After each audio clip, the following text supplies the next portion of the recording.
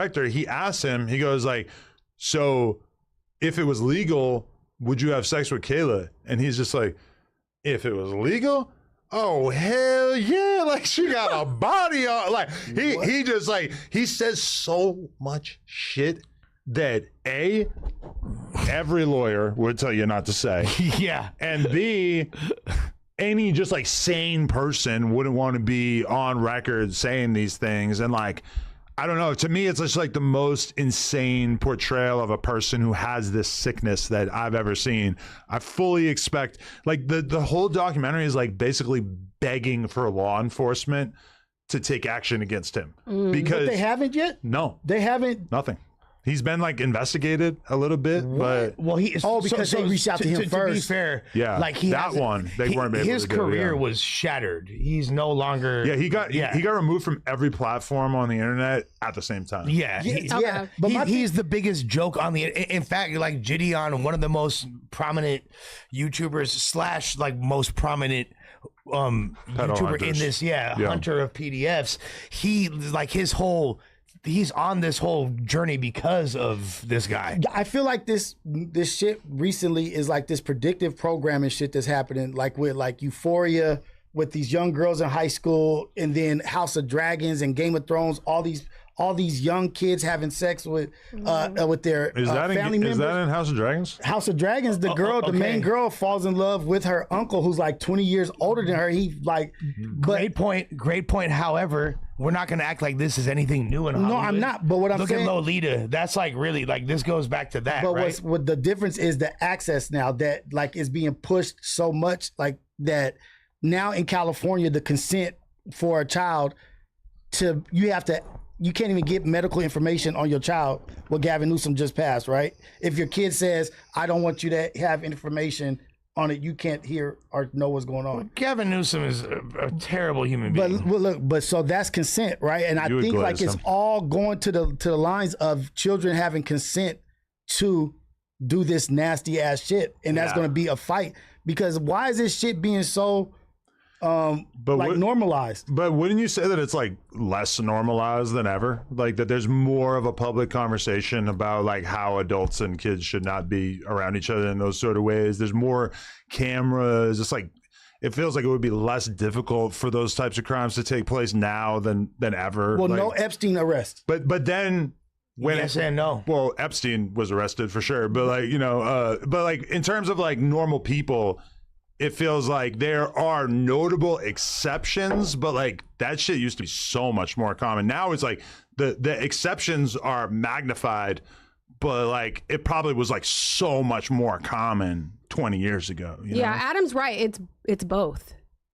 Like you said, it's way more now because how things are sensationalized and how the internet and access to knowledge. But I think that it's also up to the parents to monitor your kids' viewership and everything like that. The responsibility falls on the parents as well. Like the dude was giving courses on how to approach. Mm-hmm. There's a guy giving a course on how to approach young kids. Who? And it was like hundreds of thousands of people subscribed. Are you talking about Andrew Tate? No, I mean, but like, who are you referring to? Good example, though. But I don't. Yeah, I mean, his there's shit was this fucked, whole thing where there's this course teaching men how to grape. You know what I mean? And it was like kids. Yeah. And where did you hear about that? That's so crazy. It's so. I talked about it on one of my lives. What? And it was so disgusting how many men had subscribed to this course. It was like a class on teaching men how to be that way. That's terrifying. And so what I'm saying is like, it's just being pushed out here. There's a lot of sick people out here that all they need is a couple pushes to go over the edge. And it's just like, damn. Pretty disgusting. My main concern with this documentary, though, that I'm like so excited for people to see it now is just, I don't know how he gets it on YouTube, because they're doing like dramatic readings of EDP's texts to these young girls. And it's like the worst shit you ever heard in your life, like so bad. That's crazy. I don't really know how they put this on YouTube and get it monetized, because it was like, well, I was going to say, would it be age restricted basically, or? I don't know. Off the top. Maybe he could get it through shit, right? Somehow, but I doubt it. Bro, Ross just had a video where he's talking about David's, trial. Yeah. And he's like reading the text between David and the little girl. And that was enough to get the video removed off YouTube and shit, which is insane since obviously it's being done to like expose light on horrible shit. It's not like endorsing it. Now, I always found this interesting because if you look at like a lot of the PDF Hunter channels, like the more prominent ones, Skeet Hansen and Gideon, they'll have Patreons because they can't expose their entire chat logs and things like that for that exact reason that you just said, because it's so salacious, it'll get the video blamped. But it's on their Patreon. Now, do you think it's, and I love the type of content they're doing. I love the fact that they're blamping PDFs. I think that's the coolest thing ever. But do you think it's a little strange that people would, why do you want the entire chat log? Why do you want to hear this disgusting ass shit? I feel like, you know, the same way that people like watch Traplo Ross and they want to hear the grisly details of murders or whatever, that people probably want to hear some of that. I mean, yeah, I mean, for me as a viewer, like if I were to click on one of those videos, for sure I don't need to hear the whole chat log, but for sure, you know, probably you should show, just as a YouTuber, you should show like the juicy part, the part that makes it so like, okay, boom, let's go get him. But they showed this guy in the documentary, and I guess this guy is like the biggest pedo hunter on YouTube, Skeeter Gene. Yes, Skeet The guy in the jacuzzi? No, the other It's guy. this black dude on the left. Yeah. Predator gets busted in the hot tub. Oh shit! Yo, this fool's fucking hilarious. I fuck with Skeet Hansen heavy. Skeet Hansen? Skeeter It'd be funny Gene, that be coming out the cut. Wait, his last name is Hansen. He called also? himself that as an alien. Skeeter Gene. Yeah, he calls himself It's that. two different people. Chris Hansen and the Skeet dude. No, he called himself Skeet Hansen because of Chris Hansen. I've watched a bunch of these dudes over the years, but I've never seen this guy. But my one question though is because I've seen so many of these dudes get deleted off YouTube over the years. Like I wonder what he's doing to not get in trouble. You know, That's he why- has that's a how I be watching tagline. it. This fool, every time he like busts one of the PDF, once they like once the police about to arrest him or whatever, at the end of the video, he goes, "I'm Skeeter Gene." And he goes, he says, "I'm Skeet Hansen, and you just got skeeted in real time." That's his outro. He says it, yeah. Oh he my says God. it every video. You just maybe got we should skeeted in start real- a no jumper predator hunter division. That would be dope. That would be Let's go. crazy. Dope. That's Don't- crazy. Have you seen that they seems beat them up crazy, yeah. sometimes? Like they beat up the people sometimes? Yeah, that's That's what we who's out definitely. You here. can't do that. Do they go That's to, crazy. do they get in trouble for that? Yes, You can can't do definitely that. get sued. I feel like from like a legal standpoint, like, are the cops really going to put a case on you for like punching this dude in the head one time or something? I don't know. Well, what about the dudes that were out here and were doing that, and they were like making the dudes catch fades, kind of like Vitaly. Like the young brothers? It was like some young dudes? Yeah. That's why I always From felt the when I west see side. like Lil Pump like swinging on these dudes and shit. I'm just like, bruh, like, aren't they just Hey, like that shit suing backfired. you White- like Vitaly, instantly? right? Hey, Yeah. my boy White John got beat up by the Predator. Exactly. Oh, that's my what, God. that's That what was I'm the talking best. about. That was the That's best. literally what I'm talking about. So White John he happens to be He should have minded his business literally and got his randomly bacon. there. Yeah, do you remember this? They're doing a the predator top. sting in a grocery store. Yeah. And White John is faded off Zans, I think he said, Yeah, and he he's just faded out. shows up just like hanging out, and he's like, "What y'all doing?" They're like, "We about to capture this fucking predator right here." And White John just like, for whatever reason, just decides to swing on him. Yeah. Somehow, 1 in a million, the predator just Got turns squabbled. into a Yeah, fucking yes. boxer and just whoops his ass. He should have walked away after the first little scrimmage. That was so Like, crazy. The dude had super Hey, hands. bro, he should have went and got his bacon or whatever turkey meat he was talking about getting and mind his business. Let him do Whatever their he was job. about to go do. Yeah, because, bro, you high as hell, and you're like, yeah, I'll kick back and whoop his ass with you, and it backfire, bro. I told you should have mind your business, bro. Do you think he got a DP in his hood for getting beat up by the He's pedo? not from nowhere. He just from the city of Eagle. Oh, he is? At least it Yeah. was for a good cause. You know what I mean? He got beat up for a good Nah, cause. you supposed to Yeah. represent. Like, if you getting on a pedo, bro, you supposed to do you can't get beat up by a pedo, bro. I know, but that's the thing. You never know who's stronger than you. Yeah, can't judge a book by its cover. But okay, so this raises the question, which I think is an important one to have. There was a video that went viral over the weekend, a couple of different videos. So there's a guy named Mexican Horn who is from Grape Street. Oh, I saw that. Yep. And I don't know if we have the video actually like ready to go or not, but I won't show the videos because obviously it's going to get us yanked off of YouTube and everything like that. But let me just bring up a picture of his face real quick. But so there's this guy named Mexican Horn, and he's from Grape Street. Somehow he gets caught slipping by some East Coast Crips. They whoop his ass pretty bad. And that's, you know, a lot of people are kind of like seeing that video. The video gets posted like pretty quickly. And then all of a sudden there's another video of him in the Grape Streets getting his ass kicked by them too. And a lot of people were using that to say, this is crazy. Like this shows how fucked up gangbanging is. You get beat up by your ops, and then you get beat up by your own hood for getting beat up by your ops. Like a lot of people probably are on the assumption that if you get beat up by your ops, that people from your neighborhood are supposed to team up with you to go get back or something. Not that I would encourage anyone to do that, but that, I think for a lot of people would be how they would think it would work. Turns out maybe it doesn't work that way. Now, notably, J Hood said that he is still from his hood, and that was just like a DP, but he's not actually like off the hood. Either way, definitely was a rough day for him. Yeah, it was a rough day. It keep happening. He not performing. He not responding right. You're not supposed to get caught. That's what they saying. Like you keep the first East Coast, the Bonnie Hunters, and that, like, it just keep happening. You just a human punching bag. That's how they feel. And they felt like he's not fighting back. He's not being defensive enough. Right. Yeah. I mean, the first time, did he try? Was he actively trying to get in there with them? The video that I've seen, he just kind of getting whooped on. Okay. They not liking his reaction to it after the fact. Like, you keep just, like, you know what I'm saying? We could show him on the screen for a second if you want. Yeah. But I mean, you know, it's kind of like at a certain point, do you just get beat up enough times that dudes just accept it and they're just like, all right, like he's from here, but he ain't got no squabbles? Or at a certain point are they like, we just can't have him representing our neighborhood if he's just going to get beat up all the time? You're not supposed to get caught slipping. It's a bad look. Anybody could be caught slipping. But, I mean, anybody could be robbed. But what you going to do after they take your shit? Like, That's the key. it's like how you respond, bro. Like, you just go, you cool with that?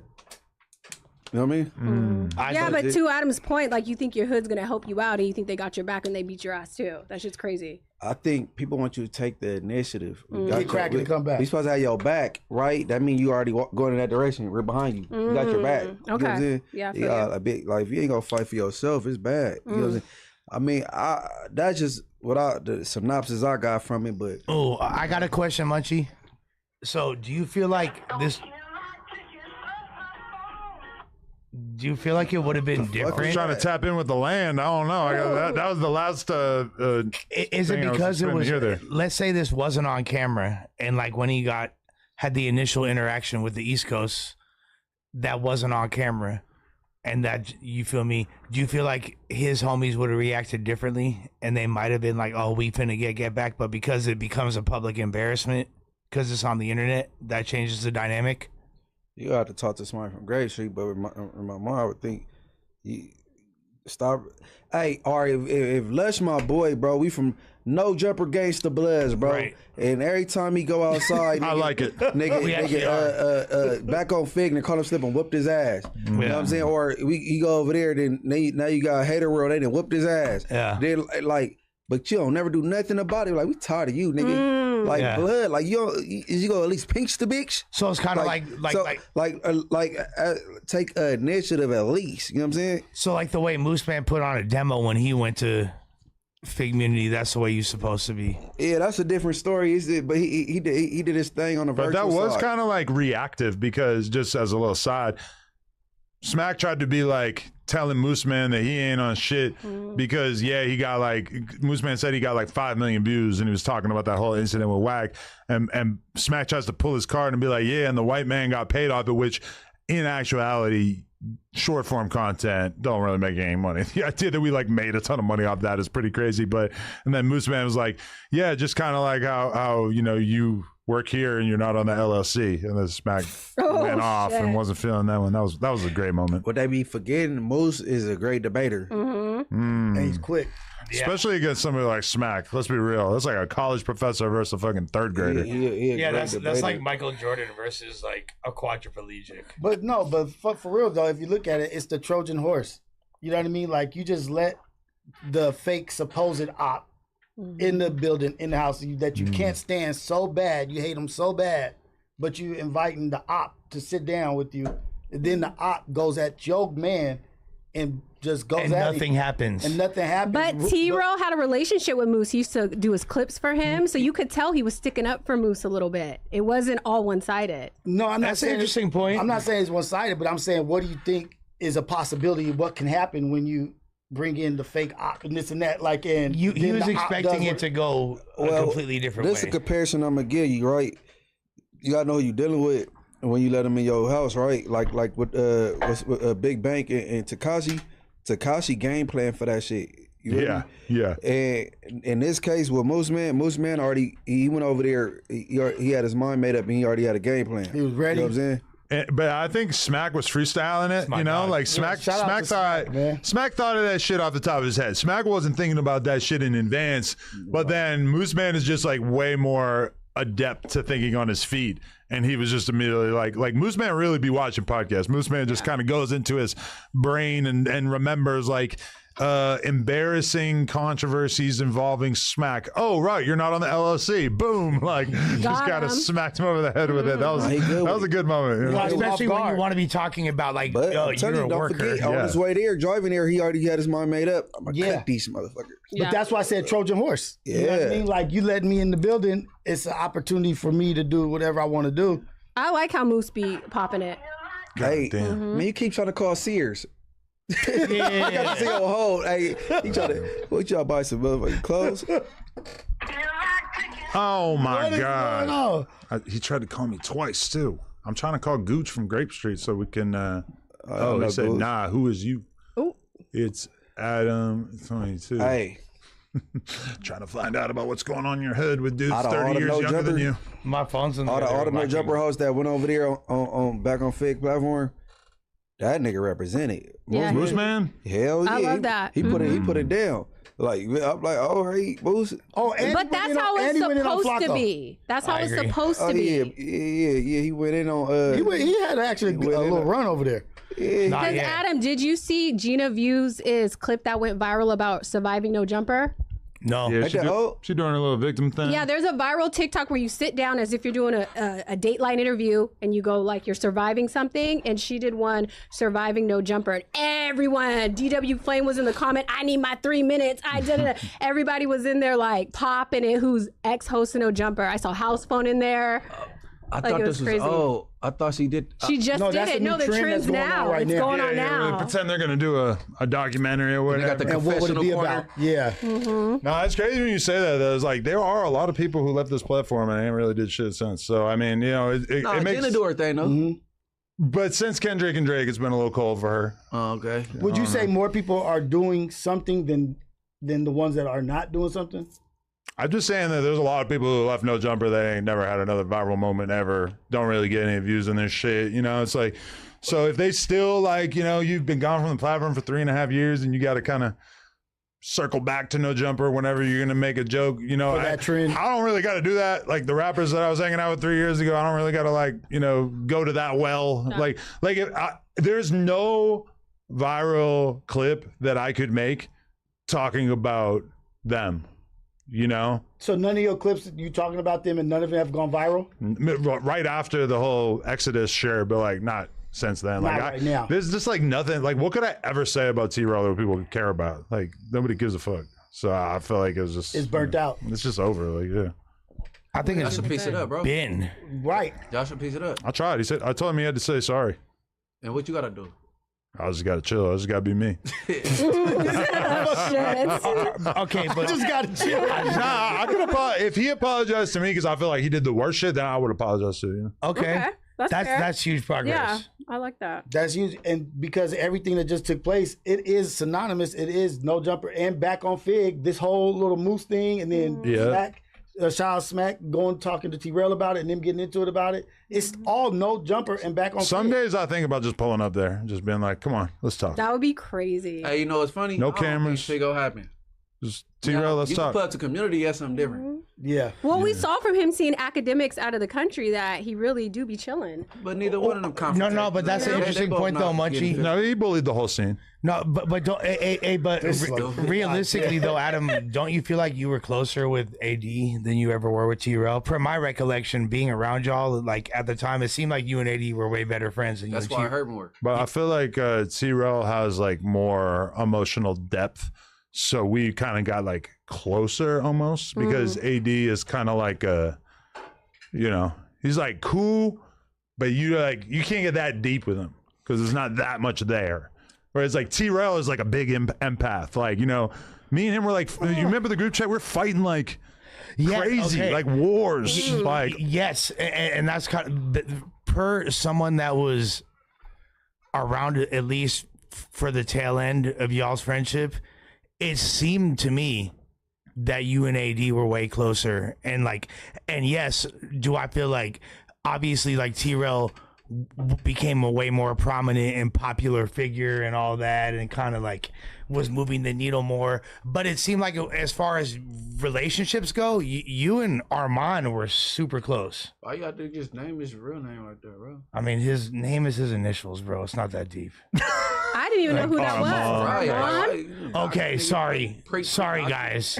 Sorry. Whatever. Like, how about let's focus on the actual point? ooh, he just reined your ass in. Burn, huh? You like that? I'm just saying. It's No, like, wait, it's no, like he an actually did it to Munchie, who You see how not see now he escaped from it. Because Lush, you guys I did think the that. best thing that could have happened to you was them motherfuckers leaving, because I feel like when they were there, they played on your top.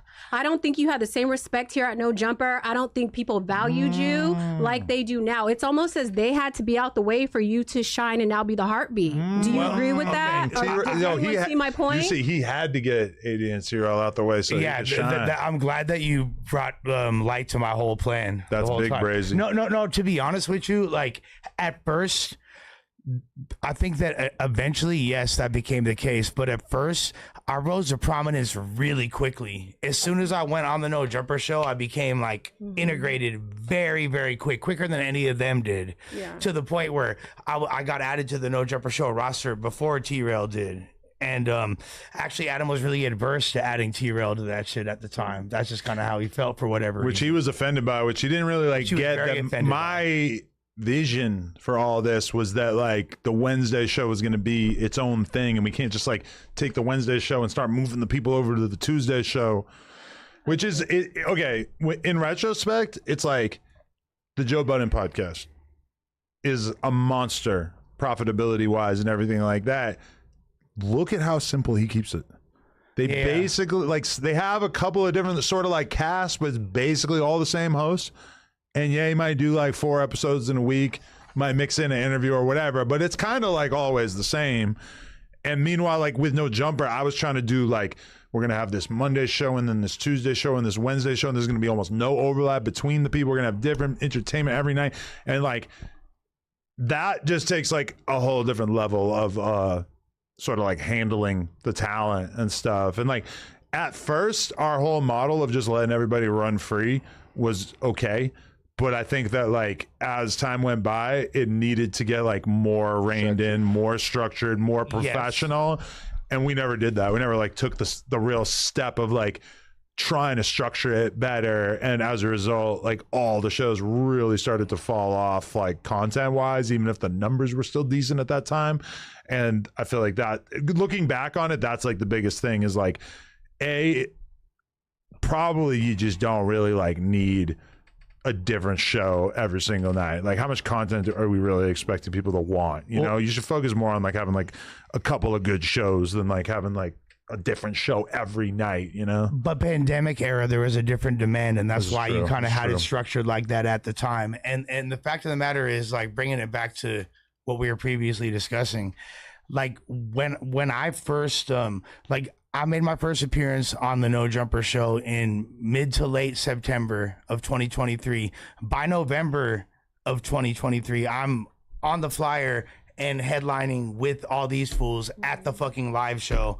Nobody else like, and I was on Disconnected and No Jumper as a regular member at one point. Like, so I was doing 2 shows and was like the primary sixth man for every other show, to the point where then what Munchie said or what you said just became true, because people were kind of like, yo, what's up with this fool? And then like, because So they there was was hating so on you. much there was so much adulation for me. So you saying AD was hating on you, huh? No, I'm not gonna say he was hating on me. I think Well, I didn't like how they were treating my baby, because Yeah, let me tell me you neither. this, and let me get on their top, because Baby is crazy. Yeah. it was like you would be in a room, he would say something about his rap battle, he'd say something, they'd be like, nah! You know how guys are. Yeah, no, now they're if being you gay say as fuck something, for a there's a while. different respect for less. They Yeah. might tease him a little bit, Was but it it's not how it initiation? used to Like, be. so- But It's that's what's amazing. fucked up That's about my it, initiation. is that then AD gonna talk about his music and you're not gonna laugh at him, even though he ain't exactly should like shoot it back, killing it though. with his music, Thank you. bro. Come on. You should shoot it back, even if you ain't sincere about what you might think it's dope. But like, that I shit mean, ass. like eventually What I the did. sounds. Like, but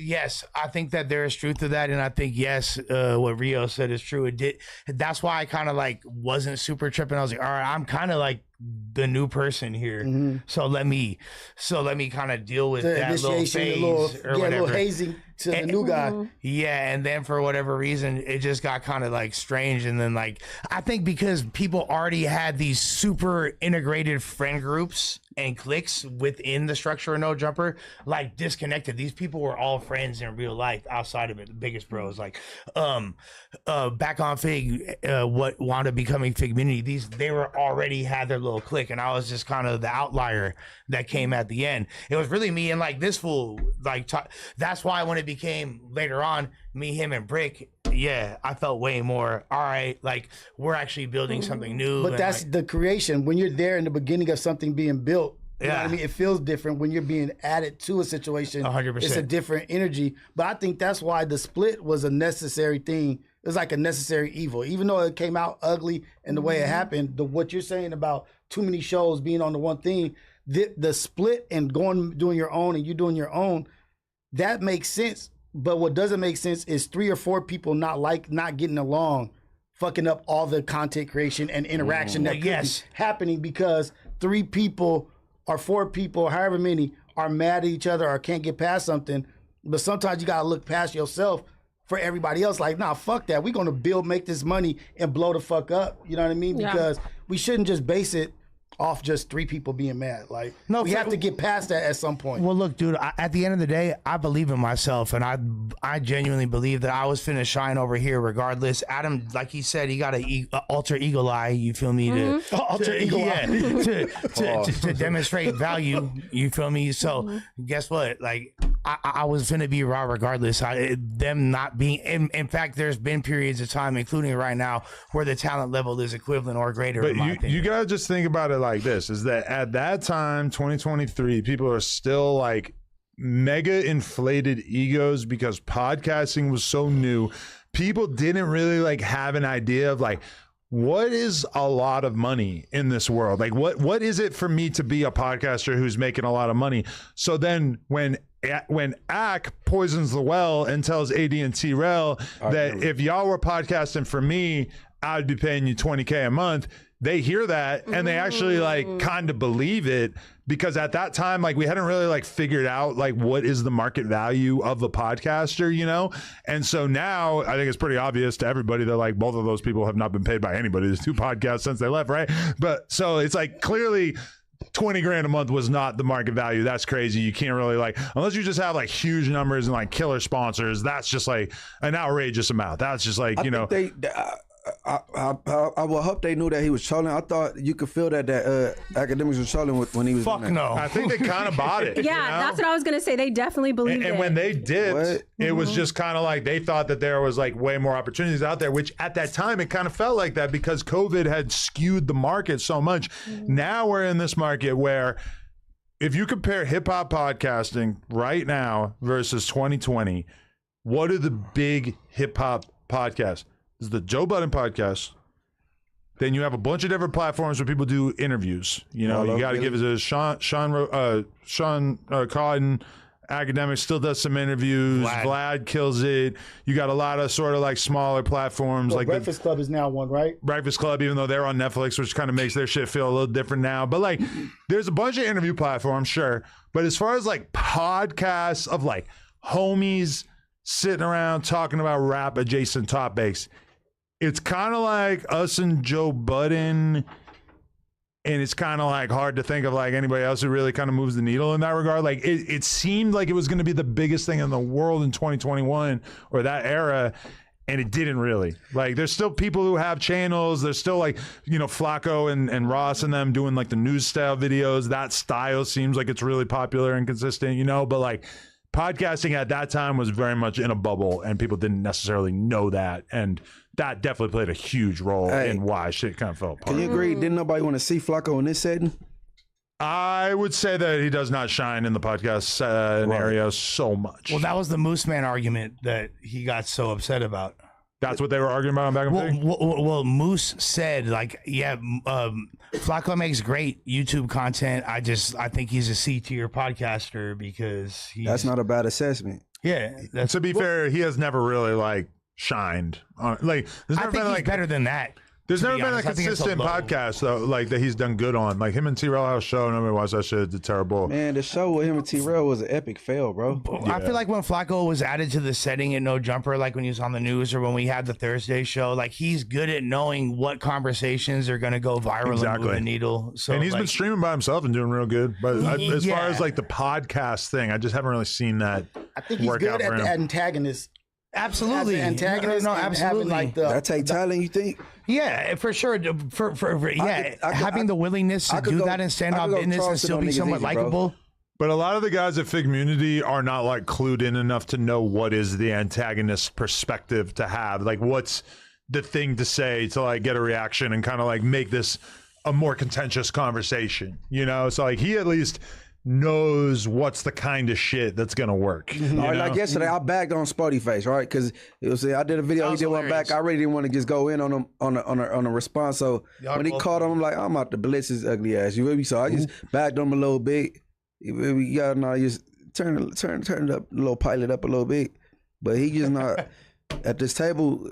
Flacco is horrible, but at home in that computer chair where he was naked at, he a beast. Where's Where he's naked at? Yo, let's hold that thought. I just wanted to tell everybody out there that when you run out, do you really want to stop what you're doing and get dressed and get in the car and hope that your local smoke shop has what you're looking for? Because that's Custer behavior. You would rather spend 30 seconds browsing online and have it shipped straight to your door. That's why I use everything420.com. They got flowers, edibles, vapes, gummies, concentrates, and accessories. They've got it all, plus all major brands that you already know and love and trust. So head on over to everything420.com and use code NOJUMPER, one word, for 15% off your order.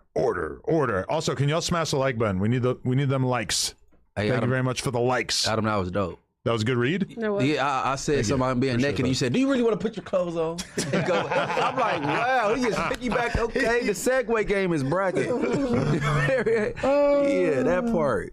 All right, so I would like to throw out this topic, which is that the game in YG versus Battle did in fact take place. It was basically a huge blood summit, a drunken blood summit, a celebration of blood sponsored by a giant corporation, which is not necessarily something that you get to see. Apples are red. Apples are red and green and yellow and other colors as well. But basically, it's been a little while since you really seen like the corporate approved gangster, like the gang culture put on a stage like this and presented in such a raw way by a corporation. Kind of used to happen more because this shit was raw as hell. They had the dancing, they had the booze, they had the red, it was uncut. And I very much enjoyed watching it. I was a little taken aback when I realized that the people had, I guess, voted for YG. To me, if anything, that versus Battle was just like a massive reminder of how good Game is and how powerful his presence is on that stage. And I thought YG was dope. It's definitely a reminder of like how many bangers he got. But I saw it as being pretty one-sided, and I guess people felt differently. I mean, I said previous to this whole thing, this is going to be a big age discrepancy battle. Like, That's this true. is the biggest Yeah. like gap. Even though, to be fair, YG kind of emerged in like 2010 for real, and Game kind of came out in 2003. So it's not that huge of a gap, although so much happened stylistically in the West that it is kind of a strange comparison. I give Game 04. Yeah, I mean, like 04. really OFO. Because at one point, Game says, I waited 10 years for you to YG, which was kind of interesting because, yeah, from my perspective, YG came out in like 2010 and Game came out in like 2004. So that's not 10 years, that's like 6 years. But I guess maybe you could say that YG hit his like critical stride in like 2014, maybe. I don't know. Well, okay. Whenever he did a CTE thing, Is that when he got real big? what My Crazy Life is, I think, his peak. Yeah, and that was what, 2013? Yeah, I want to say that album came out 2013. yeah. He had So- some singles after that. Yeah, and like Big so, Bank and all yeah, that. maybe like I could see 2015 and the whole 2016 was FDT, right? So all that was kind of like a real peak for YG, and that's on the heels of My Crazy Life and the next record and all that. But with that being said, the main point is, yeah, it's a huge age discrepancy. YG very obviously beat him, and this is coming from someone in the game's age demographic by a Really? significant It was late margin. at night and I was high as hell. So if that is the case, then hey, I got to take it on the He chin. did, but I will say, like, the way they have it scored 17-3 in favor of YG is not Really? fair. Yeah. I mean, to me, that's so like that. That's all I have to hear to make me feel like the judging is like obviously compromised because It's not an Are you official. serious? That, Like, that what? ain't an official score though. That's just like the people voted. Those were the official votes. what is like a poll or something? Yeah. Yeah, there was a poll on the Complex website that I went to, and I was gonna vote, but then I realized I had to like log in and shit. I didn't feel like doing it, but yeah, you could vote on there. I will say, like, we kind of live in the age of bots, so it makes you want to be at least a little bit skeptical about that. Because from my perspective, and I guess it's also partially because I was old. You know, Game came out when I was like 19, so Right. it's like I was still in my JIT era, if you will. Whereas like when YG came out, I'll be the first to say I had just moved to Southern California. I was not listening to a lot of the up and coming street music out of LA. And from my ears to my ears, I was listening to drill. I was listening to 1017. I didn't really like get on board with the YG thing ever. I think he was awesome when he first came out, especially, and like he definitely was moving the entire. He was like the voice for a second. You feel me? But Yeah. I'll say this: it's pretty obvious, unbiasedly, that Game is a significantly better rapper And than performer. YG And performer. and That's why performer. I He's a think better Adam was looking MC. at because Yeah. he performed better. Yeah, but he's if you a look better at MC. but look at Game's interviews versus YG's interviews. Yeah. Like, look at the viralness of what Game does in life outside. Like, he 100%. just presents. He's more productive. You know what I mean? Like, He's that kind of guy. Game goes on a podcast. He'll talk to you for 3 hours. He'll regale you with all kinds of crazy tales. Whereas YG, it's laid back. yeah, what was the viral clip of YG from after this conference? It was him basically saying like, "Why y'all talking to me about Drake?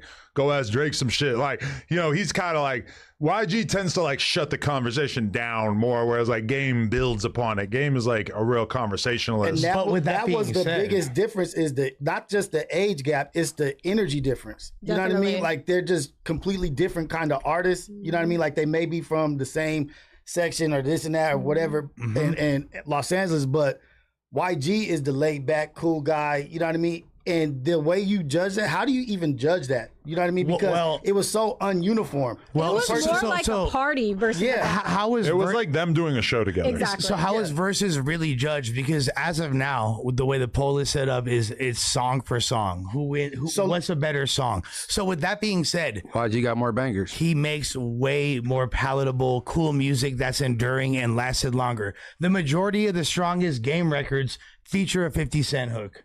You know what I mean? They literally do. The 3 top Game songs all have 50 hooks on them. I respect your opinion, but also that is hard for me to comprehend because to me, like, the Game's catalog is just so much more familiar. Like, I guess I could accept that YG might like write better hooks, catch your hooks, sure, like, okay, but as like a rapper, like when Game raps, I'm on the hook. I'm listening. I want to know what this motherfucker got to say. When YG raps, you know, and I like the guy. I know you don't really care for me at this point, but like, I just am not. I've never like heard a YG verse that I was real wowed by. Now, like people- songwriting, like putting the song together, yeah, sure. When Hence people why- judge got hit. verses, it go off the radio hits though. Well, yeah, hence my initial point of the Game is a better rapper. But He's wait, a better MC. Is it going But- off of the songs, the radio hits? Because guess what? No one really expected the Locks to wash Dipset like that. True. Okay, and that That's a And good judged point. by that standard is why I felt like the game whooped YG so much, is because when you saw that and you realize like, damn, D Block or the Locks had like crazy chemistry. They've been performing together for all of these years. They know how to finish each other's bars. They know exactly like who's gonna do what on stage. Watching them together was like watching fucking Metallica play together. It was where dope. like they're really doing a performance in unison. Whereas like with Dipset, if you ever seen them live, yeah, chaos. It's not exactly like a well-structured performance typically.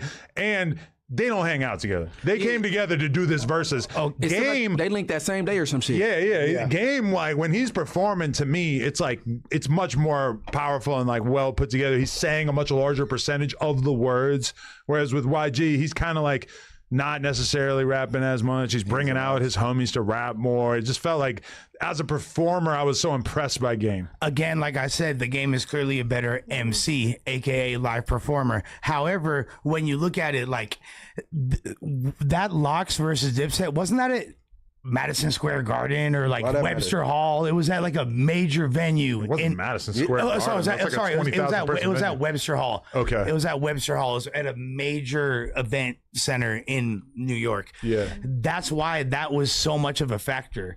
The Game and YG's live or versus was still like a private event. Most But people we're couldn't also even gain watching it- access to it. So, But we're watching it from a TV, a screen. we So are. we're not there. But like, there's a difference between like several thousand people in the crowd ad-libbing fucking random Locks freestyles and reacting to it, and when Jada's talking shit about fucking Jewels, people are like, oh, and there's this huge reaction from the crowd that added a lot to the ambiance that swayed the votes. If that were in a different environment and it was just song for song battle, it would have been a different dynamic. They But would've- they would've oh, lost no, it, bro. look. would've I'm not lost it. taking away anything from the Locks, but it was heavily reliant on their chemistry, on their stage persona, on them being cool with each other. Okay, That's the the whole same fucking difference point. with the what's what call it? Game, just a better performer. That's for sure. Right. Yeah. Hey, but him performing well Better was interviews, less better of a factor on the overall result of this because it wasn't in a huge venue. It wasn't like some historical shit where I don't everyone's think like, the size of the venue. So man. wait, what's the It biggest? does matter. What was the don't biggest imagery that you took away from the verses? What does everybody remember right now? My Bloods, favorite being a part blood. was Pay Gotti up there That was a good moment. because he's a known Crip and he's up there with all these Bloods in the building. And I was like, But that song is catchy. And Yeah, that song drinking stood alcohol, out in an throwing up the environment. big do you P. think he was Drinking this uncomfortable? shit. One mic. Hell no. Oh, sorry. No, he signed to 400. Okay. Yeah, he is. Yeah, that's why he came out. Yeah, he's YG's But artist. K-Boy was out there crip walking like Game brung him out. K-Boy, there's K-Boy. certain politics that make it make sense. I mean, because of crip in the building don't mean they about to get out. Yeah, exactly. I mean, Like- Munchie, I was gonna go, but I was getting dicked around with by La Chat of 36 Mafia. She told me she was pulling up for their interview, kind of bailed on me last minute. I was sad, but Damn, that's a sick interview. I know, right? But as a result, I didn't get to go to the event. Do you think that I would have got packed out if I had gone? Because I was gonna go with no security, also. packed out. It would not have been comfortable. Why do you think that? Who you think would have pressed up on me? The people we don't know. Just mystery ops. Yeah, people we don't know. I mean, that's kind of what I would have been worried about is not the enemy I know, but the enemy that I don't know. Exactly. There might have been some characters But in the that. enemy you claim you know, I promise to God, I never heard him say nothing negative about you. YG? Yeah, never. I never. Yeah, heard I don't think it's the front of his mind. The last time I saw him, I held out my hand to shake his hand. Yeah, but he was on the energy. Yeah. Because he seen somebody, he was there, then he wasn't. Like He like, thought he was pulling up to like confront like a real op that he would be more concerned about. Right. He pulls up, it was me instead, and he's kind of like, what the fuck? He's all it was crazy because he's looking around. He's thinking he's gonna see Brick, and he's looking around like on some real like concerned shit with his homies and shit. And instead it's me, and I'm like, what up, Jizzle? And I like go to shake his hand. He's like, y'all talk shit about me every day. And I was like, nah, but. You know, obviously I'm thinking in my head, I'm like, well, Whack and Brick do. Because keep in mind, bro, when I went on Big Facts podcast in Atlanta, they go, who's the fakest rapper in LA? Or fakest rapper. They asked Brick that. It's just me and Brick sitting there on camera together. Brick launches into like a 10-minute thing about how YG the fakest whatever. And I'm just sitting there like, Sheesh. Hey, no, but see, I that's guess when I'm on board with this now. No, All right. no. Brick was in his trolling bag. That's the whole Bussy run and all that. You know what I'm saying? That was. And I talked to Brick. Hey, and this is not disrespect, like calling nobody no B word or nothing. But let's just say Jess, my girlfriend, and I'm not answering her phone, but she'll text me something that you bitch ass nigga, and knowing I'm gonna text back. I think it's a lot of that going on with Brick, baby. He trying to get his attention because they really got history. Yeah. Yeah. They got a whole Like, thing. they like don't come to LA. It's They was cool. He got more songs. I don't. They got history or whatever. So I think Brick feel like they better than that. Like nigga, I talked to Brick on the phone earlier, and he's like, you know, he only got like 10 minutes, so I gave him like 7-minute rundown of like a lot of shit recently, and he's so thankful, you know, because he loves the drama, he loves knowing what's going on, but he's locked up, so he gets like a slow trickle of information. Like, you know, his situation is not Aunt Hefe, where Aunt Hefe seemingly knows like every single video that comes out as it comes out. Like Brick is like not really like that in the know, maybe by choice, maybe partially because he just don't have as much access, you know, but he was so hyped to get the fucking rundown on everything. Free Brick, free Yeah, Ant. free him. Brick was the first person who brought me up here. I did his no statement show about You were 2 or selling 3 wigs? times.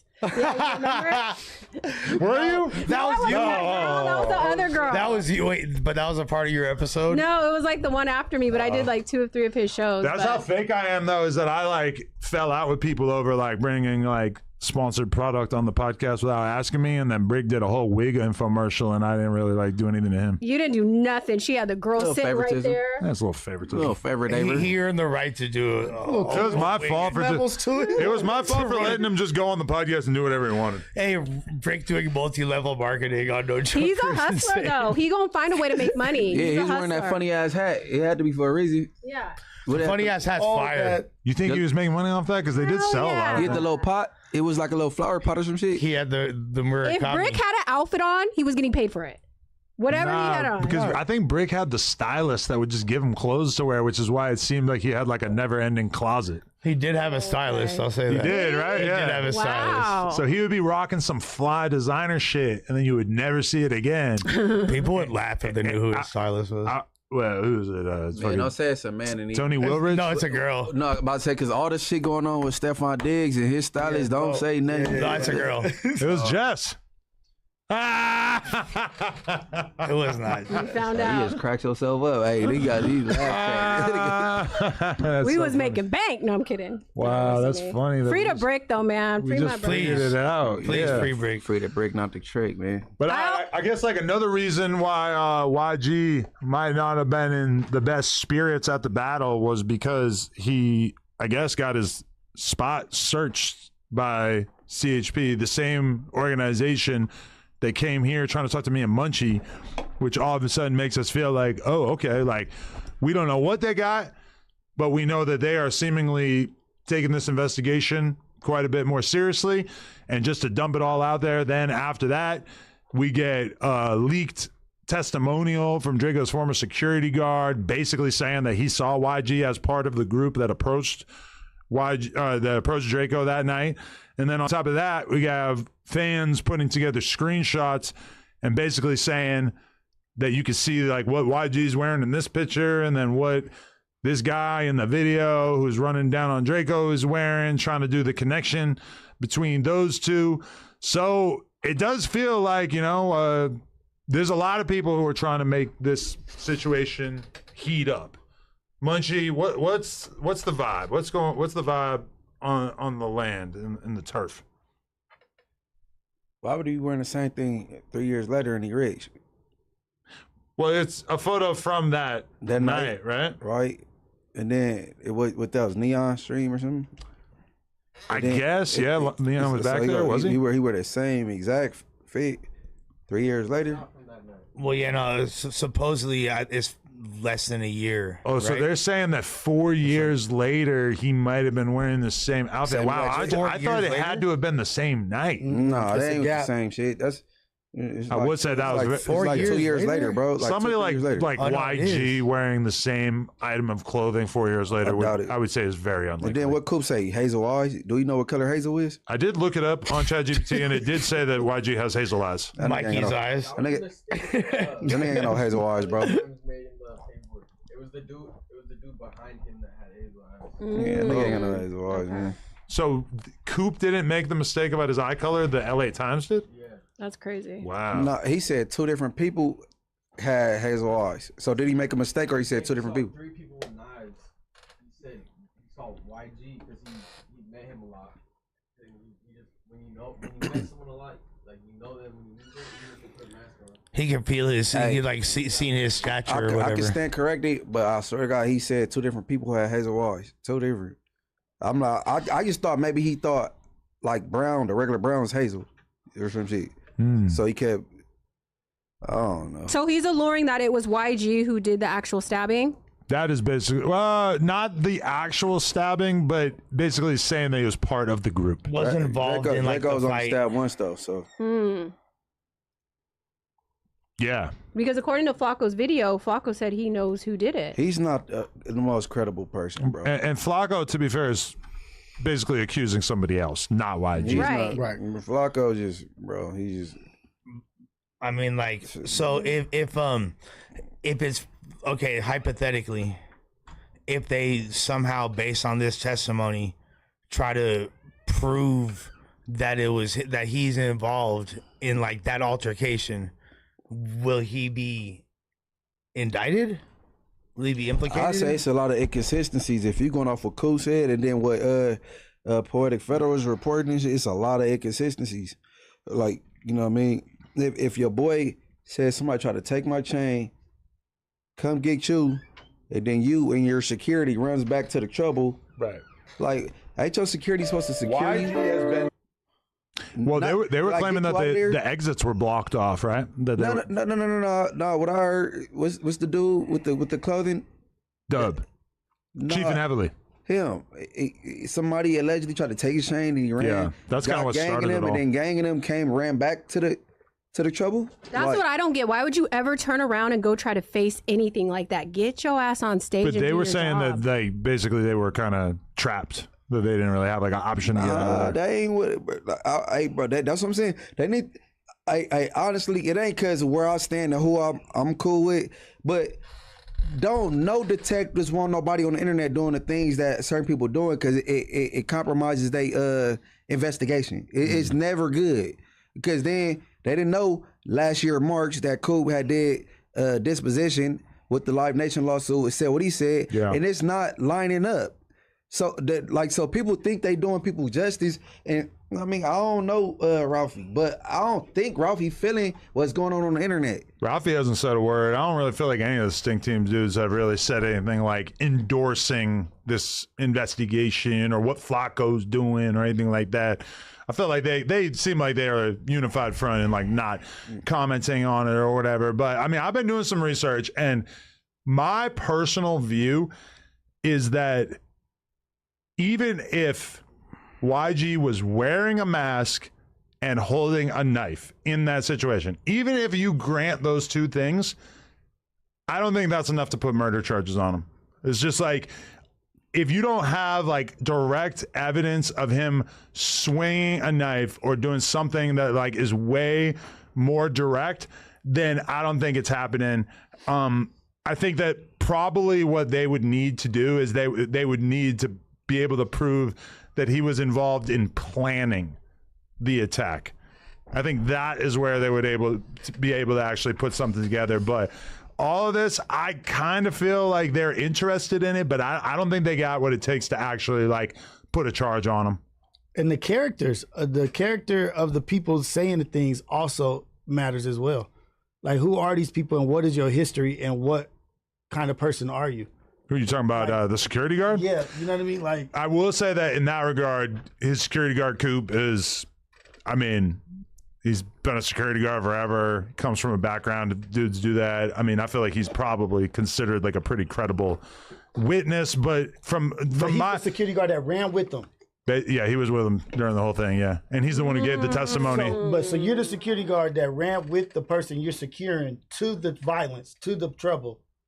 And you're the one saying that you saw this and this and that, but you didn't do your job as a security guard. And now you're coming up with what you saw and what happened. I think like somebody that is a good lawyer is going to eat these cats up. Like whatever it is, they're going to choose like character witnesses. It matters. Rios, bro. This the thing, bro. I'm just going off everything that's going on the internet, compare and contrast, and you sitting at a disposition for Live Nation, and because it wasn't secure to people liking. It's cool trying to get paid too. You the security, bro. Why you didn't do your job, bro? If somebody ran back to a group to avenge something behind the chain, you already didn't, bro. You supposed to secure him and make sure he's straight. I just heard Trey D said when Death Row interrupted that Source Awards award show when Dre and Snoop was up there trying to accept their award, the security got them out the back door. And then the East Siders, they had a standoff with you know what I'm saying, the gang and bro, that's true. Secure the artists, bro. That's true. But the thing is, like when you're talking about a live event, right? You got homie security. I just get all duty security. I mean, all duty police officer. You feel me? Like Death Row back in the days. Most bro. At least people I'm gonna do be that. safe. But okay, in that moment, like, as if Draco is concerned about his boy having somebody try to take his chain, which is what I guess happened with Chief and Heavily, it's like Draco don't have a full security detail, like a wall of security that's guiding him around. He got one dude who's by his side, and realistically, like, your job is not to like demand that the artist or your client moves to the next location that you're supposed to go to. It's really just like, stay on top of this dude. If he's going to go this way, you follow him, you stay as close to him as you can. And in that situation, I don't think that there was any way that he was going to be able to like really control what somebody like Draco was doing and where he was going. So, I mean, that being said, he's just got his own like idea of what he wants to do. I see it all the time where like the security basically has to like run after the artist to like stay with them because the artist is like damn near trying to ditch the security. Right, because or when it comes to artist security, private personal security, I want to know what is the guidelines of a job description, because a security guard at the store, it's the observe and report. You're not even supposed to stop them if they're walking out. It's observe and report. But when it comes to private security and you're securing an artist, what is like your job description? Because I thought you're supposed to secure him at all costs. 100%. Not try to aid him in a rumble. No, that is. But the thing is this: when you're booking security, I'm not even speaking on him as an individual. I'm just saying, like in general, when you're booking security for an event of this nature, you're doing so with the expectation of what's reasonable in the scale of what the event is. Like, so hence, if there's an event where there's going to be 15,000 people there and it's a specific type of demographic of crowd and this and that, like you should be allotted X amount of security guards. Hence with this festival, they told Draco and his team, you're allowed to bring this amount of people. He was allotted a spot for and one entourage member. Well, if it's security breach, then some of the homies got to kick back and you bring more security, right? Well, yeah, that's the thing. So they told him he wasn't allowed to do that, and they had strict stipulations on the type of what they were allowed to have on them and things of that nature. Now, I do agree with your previous point, Munchie. It is wise to hire off-duty cops and things like that in events such as this, because anyone that has a CDC and a guard car where they're able to actually be whammed up and things like that, and it supersedes jurisdiction, like the people that can fly with a strap. Like when I had Cassidy do rap battles and he would come in his security. My thing is, if you allow this amount of people in, well, leave some bros at home and bring an extra security. I would have had all security. None of my friends would have went. Right? Because whatever it is, that's even when police, when they react to certain crime scenes, they ain't even about to approach the crowd until they get back up. The ratio got to add up. You know what I'm saying? Well, if you have a stipulation put on you, or like the max amount of people you could have with you is this, it's a fair assumption that you wouldn't even need to have. You wouldn't even need that. Like necessity of being looking cool with the homies ain't it ain't it's not priority. Safety, right?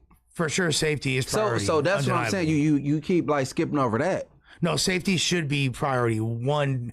I'm just saying, like, what I'm really speaking of is the I'm a realist, bro. But really, what the conversation to me is the negligence of this venue and the negligence of the people that are organizing and running this festival, and the potential beyond legal ramifications, the civil lawsuits that are ensuing. I don't know if the security people are involved in that in any capacity, or they have a fish to fry in that regard, but it would make sense. You're not wrong. Munchie's not wrong, but we got to take accountability for our mindset and our actions. Jay Hood was on this podcast on one of the Tuesdays and said, isn't it snitching, or isn't it wrong for you to have a police officer if you're a street, you know what I mean? I mean, that's another conversation too. That's another. So we just had somebody here that said that they didn't feel comfortable having a police officer as that, and that mentality is not really beneficial to building moving forward. Well, then you got reputed blood member, respected joint Munchie B saying he should have had police with him. Well, you are this big artist, and you're going to a festival where you know your ops is going to be there. The Draco knew the lineup. Yeah. You would think.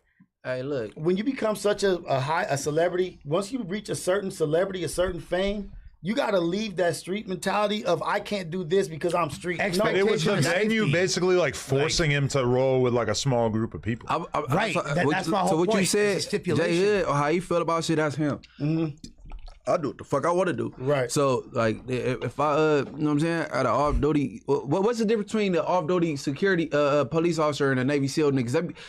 Boy, they're not, they the same shit to me. Well, yeah, but they're not because they're doing police work. They're mercenaries essentially. They're private mercenaries. Hey, but see, my mindset go to that because being in the county jail, a lot of them dudes when they not doing their thing with the army and shit, when they come out, they be working in the county jail. They be shares and shit. Like they the same type of people. Like so, I mean, I don't know. Jay Hood probably feel that way, but nigga, I'm just not about to be trying to buy no drugs in front of the police officer or some shit. But I feel like that's part of the deal. You like pay the police officer to not say shit when you buying drugs, or if you're gonna buy drugs, you like tell him to take a step outside. Like, hey, you gotta protect the bag. I'm paying him to have his gun, so I don't have to have Pookie and Ray Ray with theirs. But the last thing on the cop's mind should be like him buying lean. Like, yeah, I'm paying you to shut the fuck up about me buying some lean right now. Well, yeah, that shouldn't even be a question. That should just should be in a standardized palabra NDA. I shouldn't even need to tell you that. That's arresting people for having drugs is poor people shit. Well, like I'm Mr. Big Money Bags hiring security guard. You leave me alone. Hey man, look, I don't know. I'm comfortable with myself. I'm gonna hire who I want to hire. I think that's the right mentality. Like if it's a bag, you protecting the bag. The person that's generating the income, that is the economy for this group of people. You should protect it at all costs, no matter what. Yeah. I don't give a fuck what it is. That you need to hire police officers to protect it, and there's people putting threats out on your life and this and that. You need to do the utmost and exhaust all resources to protect that person. But okay, and let's be real. What we're talking about is, regardless of the fact that they should be entrusted in that instance, the clear negligence is on behalf of the security and the organizers and the motherfucking police. Why the fuck? Why the police need a poetic Flacco video to even make arrests in this shit? And why is that moving the needle all of a sudden? People that let's just say YG could come in with, fuck no, let's go come in with the street people. Like, bro, like the magnitude of artists it matters with that. And I think then when you get more leeway, like whatever venues, I don't give a fuck if it's BET. So you're saying there's levels to it. So, but like, why people acting surprised if I don't know what kind of agreement they have with Live Nation, but why is it surprising if he's able to get less people in and say Game, YG, Snoop Dogg? I'm talking about people that was there. Yeah, bigger artists. I think the point is that like if Live Nation demanded that he bring a very small number of people, and then he ends up in a situation with someone that they realistically knew that he had issues with, who had a shitload of people with him, and then those people were apparently able to get weapons in, and he wasn't able to. Key point. At a certain point, it just starts looking like, damn, like y'all were completely, y'all are at fault for basically like creating this situation. You got to blame the venue and the organizers more than anybody. Let me ask you a question. Because is Bloods all in one place? Let's look at the Astro World event where multiple people lost their lives. That was a result of there not being proper security in place. There was not the proper measures in security and things of that nature to ensure the safety of all the people that were going there. No, that was not proper planning and setting up the blueprint of how this shit is set up. Correct, Security, but it's still- they had Probably security- more complicated, but similar idea. But okay, it's a logistical issue, and there is more than just security. Security is clearly an issue in that regard, but not the only one. There's a lot of other logistical issues. However, there shouldn't have been a scenario where there's multiple factions of people that arrive independently or with a specific artist, and all are able to come together and create an unsafe scenario for one of the performers. So okay, I'll ask you this. So other venues that you go to, don't some artists come with more people than other artists? Yes, of course. At Sure. every single venue, Yes, right? yes, of course. So how is Live Nation any different than any other venue? There's a reasonable expectation of security. They are not different, is the case, is the answer. And in fact, they're supposed to be what sets the standard. They're supposed to be what guides the protocol for all live venues and things like that. This might set the standard for shows to come. It has to. They have to It's provide changed a something. lot, yeah. This sort of thing is why I used to go backstage at Rolling Loud and be able to get amazing content. I have a memory of 2019 backstage at Rolling Loud. Insane content the whole time, bouncing around. Everybody's got their own little dressing rooms. They're all surrounding each other. It was the glory days of making content at festivals. I haven't even been to a Rolling Loud in years, but now instead of letting everybody hang out in the back, it's like they got a separate site. You pop into this little shuttle, they bring you there, you perform, boop, you go right back to your shit, you're out of there. You barely get to socialize or be around anybody backstage of that shit. And a big part of why is because every year at Rolling Loud, there would be fights. And sometimes the fights would get pretty crazy, or there'd be like real deal violence going on. And like from Rolling Loud's perspective, every time somebody gets in a fight, it's a possibility that they're getting sued.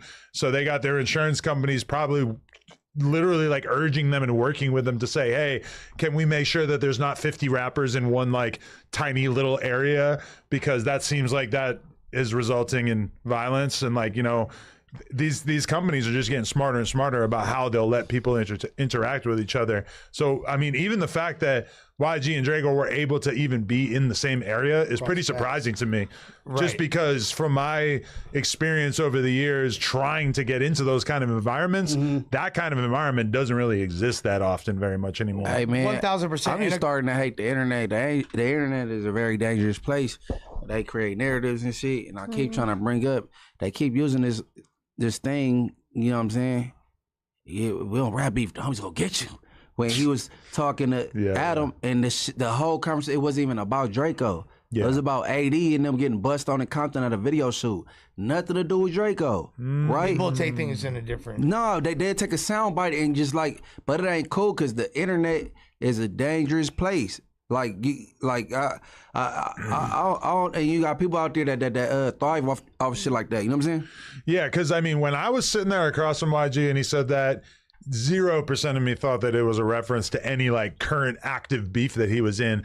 And also, in addition to that, rappers getting on interviews and saying some version of like, I don't beef on the internet, I get it cracking in real life, or I'm not talking about that dude on the internet, if I see him it's gonna go down. Like, that is one of the most common things that a rapper is going to say on a podcast. They say that shit all the time as basically like an explanation of why they're not going to go into depth about some beef that's kind of serious or whatever. Like, that is such a like non-exciting thing for a rapper to say, because rappers just always say that shit. So I do, when I hear people making a big deal out of that, I'm like YG was not talking specifically about that. He was talking about how gangster him and his homies are in general and how they don't beef on the internet, which, in YG's defense, you have almost never heard him say a damn thing about Draco on the internet besides that song. You know, YG doesn't really beef on the internet. Okay, and even he's kind of song, avoided that throughout his career. Draco done been all at the nigga house back when he lived in Inglewood and shit. Like, before I even knew who the fuck Draco was and shit. Like, he never had nothing against the nigga Draco. That's why I'm like, he getting drugged and nigga shit. For real, it's fucked up though. Well, I mean, like, he's getting drugged and people's shit, bro. Like, bro. What about the whole Mustard fallout? Treetop, nigga. Like, bro, I never cared for Nipsey. That's big bro to him. I don't be on him about his relationships and shit. Like, you know what I'm saying? Like, But what about the whole Mustard fallout though? And that's like Man, that was why. Non-confrontational. Mustard ain't gonna do shit to nobody. But that's the thing though. What you That talking about? was at the time though. That was YG's man's though. That's before they What even time? had. When was the last time you heard him on a Mustard beat? Correct. What you talking about? Probably like Not around 2015. then. Well, yeah, like right around then. When? What's the name of the song? I'm not sure the last song they had together, Man, but look, bro, that was on the That nigga ain't been on a Mustard beat in so long. Probably after that alright. with the he introduced RJ basically, and RJ was also coming out with Mustard at the same time, and YG was working heavily with RJ at the time. That's not around the time of Draco demise, brother. No. I know it's not the That's time. what I'm saying, but That's not. I'm saying about the initial dots they fallout with Mustard though. The dots they trying to connect, like. Yeah. I'm not even talking I'm about trying to make during sense. that time. I'm talking about the initial fallout that he had with Mustard.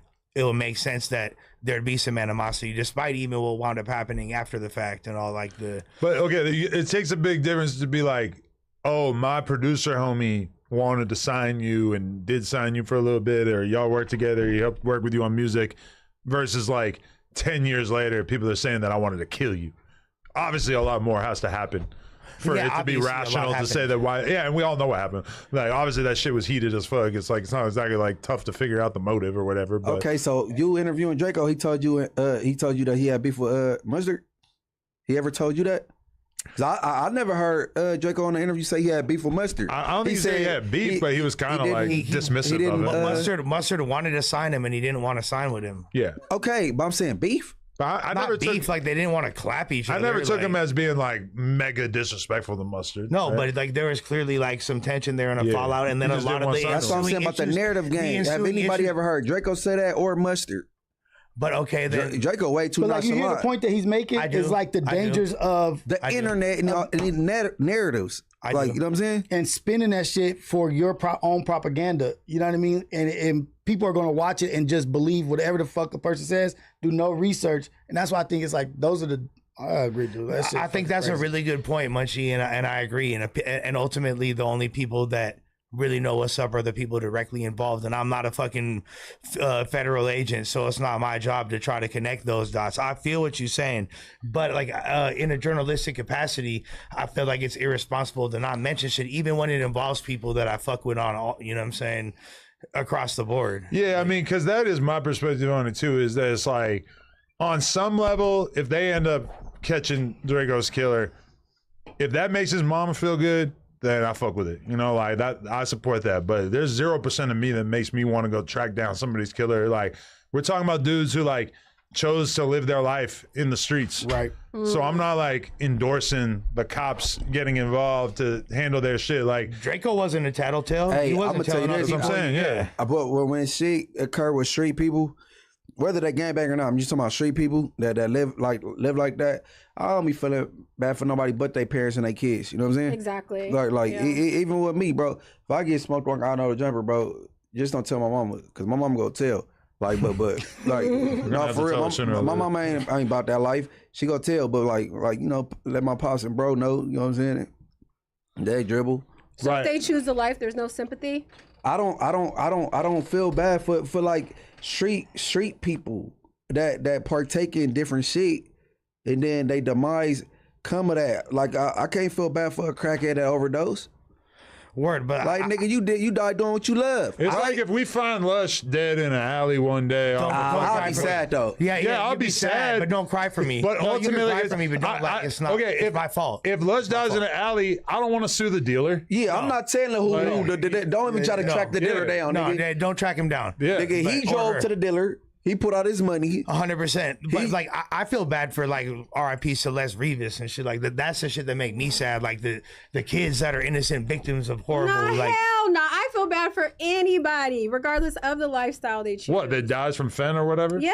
Nah, you can feel bad for him, but I'm not like on a quest for revenge. Yeah, and, right, and right, especially yeah, with yeah, the Draco shit, yeah, it's like if somebody wants to go get revenge, sure, like that makes sense. But I'm just saying, like, you're talking about dudes who chose to live life as gangsters in the streets, handling their beefs and vendettas a certain way. When one of them dies, like, let's not just like run to like, hey, let's have the cops figure it out for us. Now, if Flacco or other YouTubers want to make video content about it, cool, they can do that. I personally would not do that with my platform. Yeah. And I don't think that Flacco should feel like he's doing what Draco would want. Right. He knows better than that. That's interesting. He's got to know better than that. Go ahead. I just don't want Flacco to be fake and act like he doing something from a genuine Place. right? And you not. You doing it's all for your self gain. You don't give a fuck about none of his family members, kids, parents, none of that shit. You don't care. You know what I'm saying? You don't. I think that's probably fair. Like, I think Flacco is chasing the content. Right. He loves being the one to be able to expose some shit. His overall like viewpoint on life does seem to be, I'm anti-gangs, I'm anti-street shit, I'm anti-crime. So I do think it's like, it makes sense based on the code that he's carved out for himself. Well, there's so many other murders and so many other things True. that are tragic and traumatic to a lot of families that you're not investigating or doing. Like his this. cousin. His cousin was a stepper. Bro, his cousin a bankroll. I checked out his music, Bankroll bro. Fresh is Flacco's No, bro. Stop playing, bro. His name is Bank Money, bro. It's something they go say it in here. He's from Philly. He's a stepper. His music was good. And he got a Colo storyline. I played the news clip and all the shit. Like, why you not tracking his shit down? That's your cousin. Because he's not as viral as Draco? That's definitely the reason It's why. not as because it's opportunistic. It's the only opportunistic reason. and beneficial to your pockets. And I think if his name gets mentioned and if this case gets solved, however, and it's because of him, I think he would be over the fucking roof. Yeah, because it's an accolade for him to hang his hat on and say, "Hey, look, I'm the YouTuber who solved the Draco case." Like he'll put a banner up behind his shit on the wall. What's the nigga name on the card? 100%. Detective Kimball. He right now is saying, "I wish this dude to shut the fuck up." I swear, bro, they don't like that. Yeah, I'm telling you, he think his stanky ass think he doing like some service. He's trying to do what Vlad did. You know how Vlad kind of cracked the Tupac case? Maybe he's trying to get that. Unknowingly though. To be fair, Vlad interviewed KVD after he already wrote a book. Oh, okay. Well, yeah, and Vlad literally And Vlad a gangster. Vlad said he not giving up his. You feel me? Vlad didn't want to. He not giving up his. What's this shit called? I think they came to try to. They wanted like some raw content or something from him. Man, I respect the white boy. I respect Vlad. Man, I respect the Jew. I mean, if you even go back with Flacco, like when I met him, he was doing videos about Dolph's killing. Yes. He was getting hella views off that. And Takeoff as well, right? He had all the advanced theories about who killed Dolph, which I think honestly like ended up being correct. Like I think he like correctly predicted like who was going to get charged with the Dolph shit before it became common, or before like Traplo Ross, you know, kind of once it was all said and done, was like putting videos together about it more aggressively. But like Flacco was always early on that. Like he's put himself out there. He's Mr. Private Investigator. Yeah. Well, yeah. I mean, like he definitely has. He operates like when you're talking about Flacco, it's not just one person at this point. Yeah. You know what I mean? Like, who else is it? Well, like he has a whole bunch of people investigating and looking things up and sending him links on different forums. So that means you're no longer a civilian, right? You're like an. Do you have a team? Like, No, why not? Because now you're proactively getting involved in crime that doesn't have anything to do with you. Oh yeah, for sure. They might kill him. Like the cops told Flacco that they intercepted somebody sharing his address. Now it was an old address, but they basically told him that they had evidence that somebody who he had pissed off through his YouTube videos, I don't know, maybe related to the Draco thing, maybe related to something else, but they warned him. Did they try to insinuate that was me on one the little bullshit video he did? I don't know if they were insinuating it was you. Like the timing of him telling me of it, that it kind of made me feel like he was talking about something related to All the Draco thing. All I said was, if he is talking about me, when he was paying for pussy, he talking about giving bitches Popeyes. He talking about the Popeyes by his house over there on Hoover and Fig where he stayed at back then. Yeah? He talking about, I had to go to the hood on Hoover and Fig. Nigga, nah, you was living over there. He paid $2,500 for the box. You was hitting coochie over there. Oh, my God. Nigga, hey, that's a funny little musty motherfucker, man. I swear to God, bro. Do you think Flacco would be doing these type of videos if he wasn't out of Cali? Do you think he would be this amped up? Not at this magnitude. Okay. Not this blazing and bold or whatever, but I mean, bro. I mean, if you want to help the community, I mean, go buy some Christmas trees around Christmas time for the kids, man, or something like that, bro. So, Like- but from a civilian perspective, like Who's a okay, civilian? Start right there. He is him No, he's no longer. Once you pay for pussy, you broke the law. You're not a He's no civilian. longer. because he bought a hooker. Hell yeah, He's a nigga. criminal. That That's ain't what- legal, nigga. You ever watch Cops? That's like saying because you smoked a blunt, you can't. Yeah, that No, that's like- I think I that's think a such a very minor that's an crime. Paying for a excessive teenager is perspective, against bro. the law. I don't give a think fuck once what you talking become a private investigator, you're no longer a civilian. Okay, so about. what I think when you category pay is for that ass, putting you in? Okay, that's- but what's the Like the definition? law. What's a civilian though? Because you're Yeah, so a civilian would be like, you would give the excuse of like, yeah, they're supposed to do that. Like, yeah, they witnessed it. They had nothing to do with it. We don't hold them to any standard. Boom.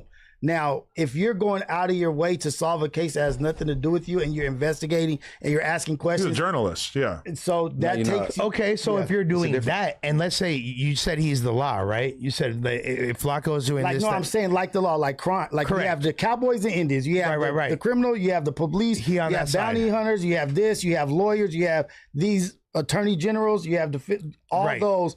You are in the game and on the chessboard. So if he's the that- definition changed, right? Because really, a civilian is all of us.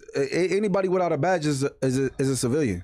well, no, okay, That's yeah. by definition. Right. definition, No, but Anybody without a but badge. basing it on, and I don't disagree with him. What Rio said is, if you're a civilian, it's understandable for you to engage in those type of activities, right? And Right. report, What? if you like to report on what you think. Wait, is, why are is a people crime. saying that Flacco's YouTube got demonetized? Is that true? I hope so. But if you're a journalist or you're the law, then Where's isn't that that like the That's what people are saying, expectation? but I don't know if it's true or not. I'm taking everybody out for drinks after this. If so, everybody, What y'all trying to go? Y'all trying to go to Sharky's? We go to Sharky's? That sounds great. Flacco fat ass ain't the only one with a bag. Let's talk about it. Hey, Eaglewood, if it's gone, what you drink? I don't really drink. I'm a weed smoker. Weed smoker. All right, 420 in the house. We go get it going. Yeah, you ain't gonna get my girl just drunk. Yeah, I'm a no, hippie chick. I'm pretty Little wine sure cooler. she likes vodka. Just give her a You little bit of were that making a lush good point, A fent. little wine cooler, a little Lush fent. razzle dazzle. A little- Yeah, just do some fent, you'll be straight.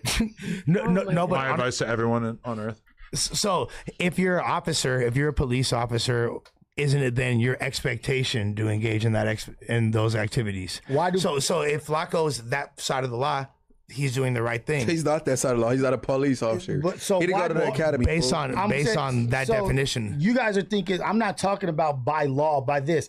I'm talking about being being able to be green light.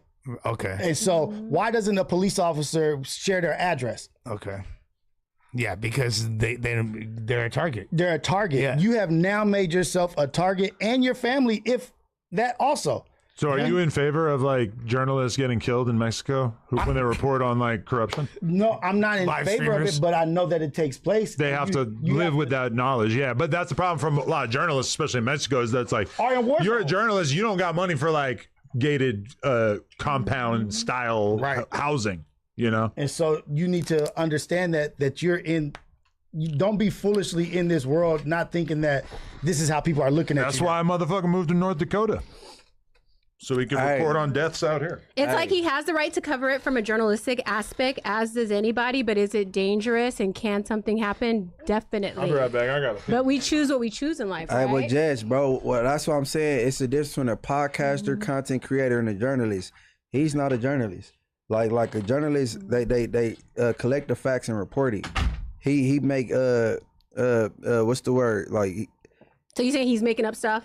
he makes up stuff and then Sensationalized. like he make up shit, or then what he think is going on, and like, you know what I'm saying? Are you guys all on the same page about what Flacco does is wrong in your guys' eyes? I want to hear your guys' perspective. It's dangerous what he Okay. does.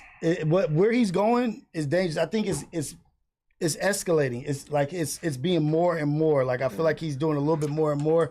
And I looked at it before like he's out here just doing some silly shit. You know what I mean? Like he's just on some silly shit. Now I'm looking at it like more serious Yeah. because it's like allegations and pointing fingers and saying things as if they are fact. Right. You know, like and that also affects people's lives and the way they have to move. Now people are being questioned by friends, by this, and you're doing this shit, and I know it's being done purposely. You know the effects of what you're doing, and you're getting a little bit beside yourself. And I just would say be careful how you moving. I think too, him coming with the red rags and doing all that whoop whoop, and that's like so crazy to me. I've never seen that before. Well, he's making it clear at this point that he doesn't have any intentions of really interacting with like the urban community. Yeah, in I general, hope he just is safe. Like I am worried. Like I said when I was talking about the Ronnie Doe stuff, I worry about him. But that's what we just said. Truly. Live by the gun, die by the gun. Live by the sword, die by the sword. That's the game that you play. And so I also like Munchie set that nigga off the other day. You know what I mean? Like he set did. him off. He did. So okay. As far as like him doing what he's doing, I actually don't. To answer your question, Jess, I don't think he's inherently wrong for it. I think his methods are wrong, and I don't. Wrong is not the best word for me. Like, do I agree with them? Do I co-sign them? Do I think it's the highest of moral integrity? If it's not wrong, and if it's not morally intact, why I wouldn't do it. I personally wouldn't, because I feel like. When you talk about like, because don't compare him to the news, please don't. Well, so like he's like a sensationalized journalist. Then, if anything, then he is in the same category as a Shade Room or a Wendy Williams. I'm disappointed in you. Why you calling that man a journalist? And you know what a journalist is and what a journalist mean? Okay, so like if he's not, so at worst, if we're not going to give him the respect of calling him a journalist, we can say that he operates in a journalistic capacity. But I get Lush in this day and age of content.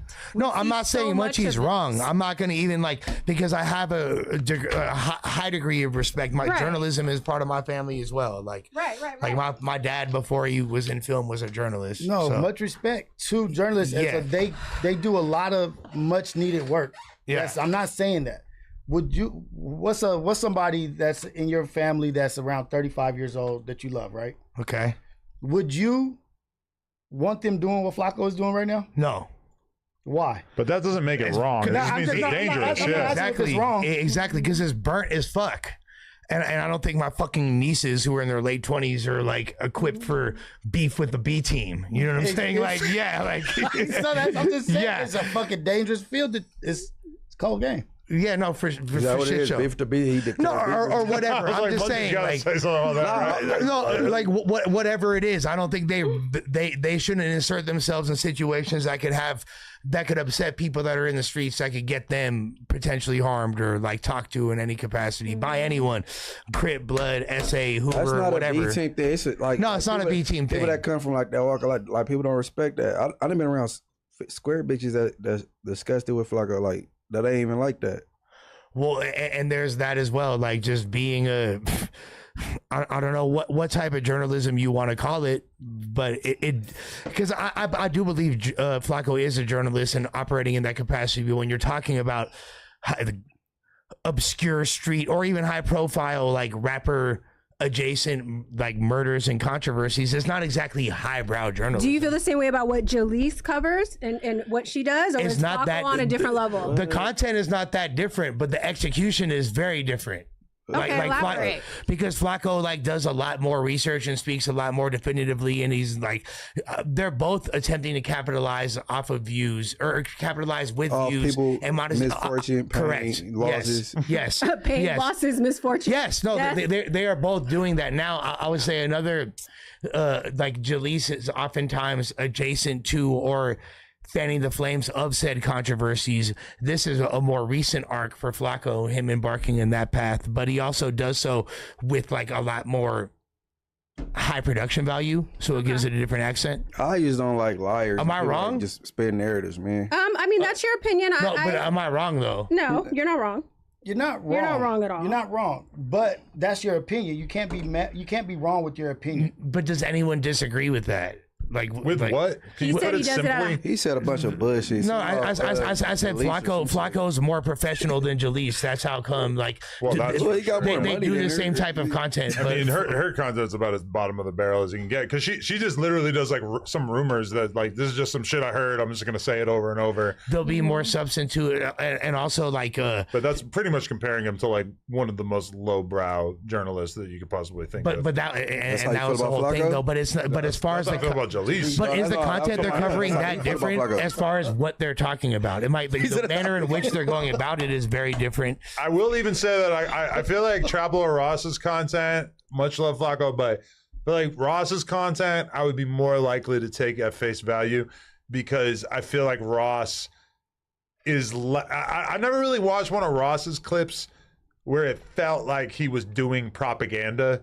And sometimes with Flacco's shit, I'm like, oh, you just like don't like this guy, and so you're making him sound as bad as possible because you just don't like him, and it's funny, or it's like maybe you believe what you're saying, but I'm not really taking it as like 100% your real opinion. Yeah, because Ross doesn't use the adjectives like Chirac savage and he doesn't. He's not emotional. He's a little more empathetic. Yes, and I feel like Ross is trying to push himself in the direction of being like taken more serious as a real journalist because he's actually going to the courthouse, doing more original reporting. Yeah. I think that like Flacco's attitude is more like, I'm gonna be as inflammatory as I want to be, and I'm gonna live all the way out here, and y'all ain't gonna be able to figure out where I'm at.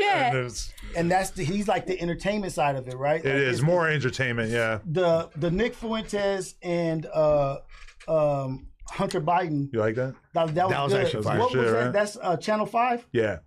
Now that guy. The best journalist of our time on a YouTuber level, yeah. Andrew's amazing. Yeah, he is great. I looked him up after that.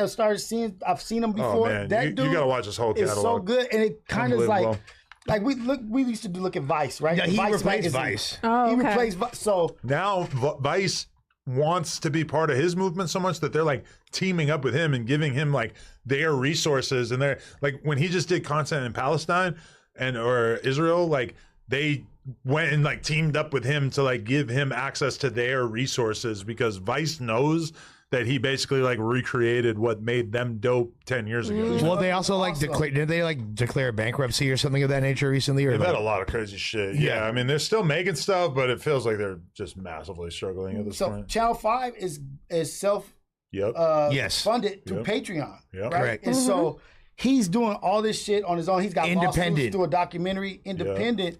And they try to cancel that boy. They try to cancel him, and he's out here doing good work though. Like he's doing really good work, and that's the difference between journalism. And I think that's where Trap Lord Ross might be trying to go. But there is like another version of what Andrew Callahan does, where he actually does the reporting. He goes out in the field and says, "Hey, there's some crazy shit going on. I'm going there. There's some big personalities in the culture. I'm bringing them together." And he spends all his time on the road and shit too. Like he don't even really got like a spot like where he stays at.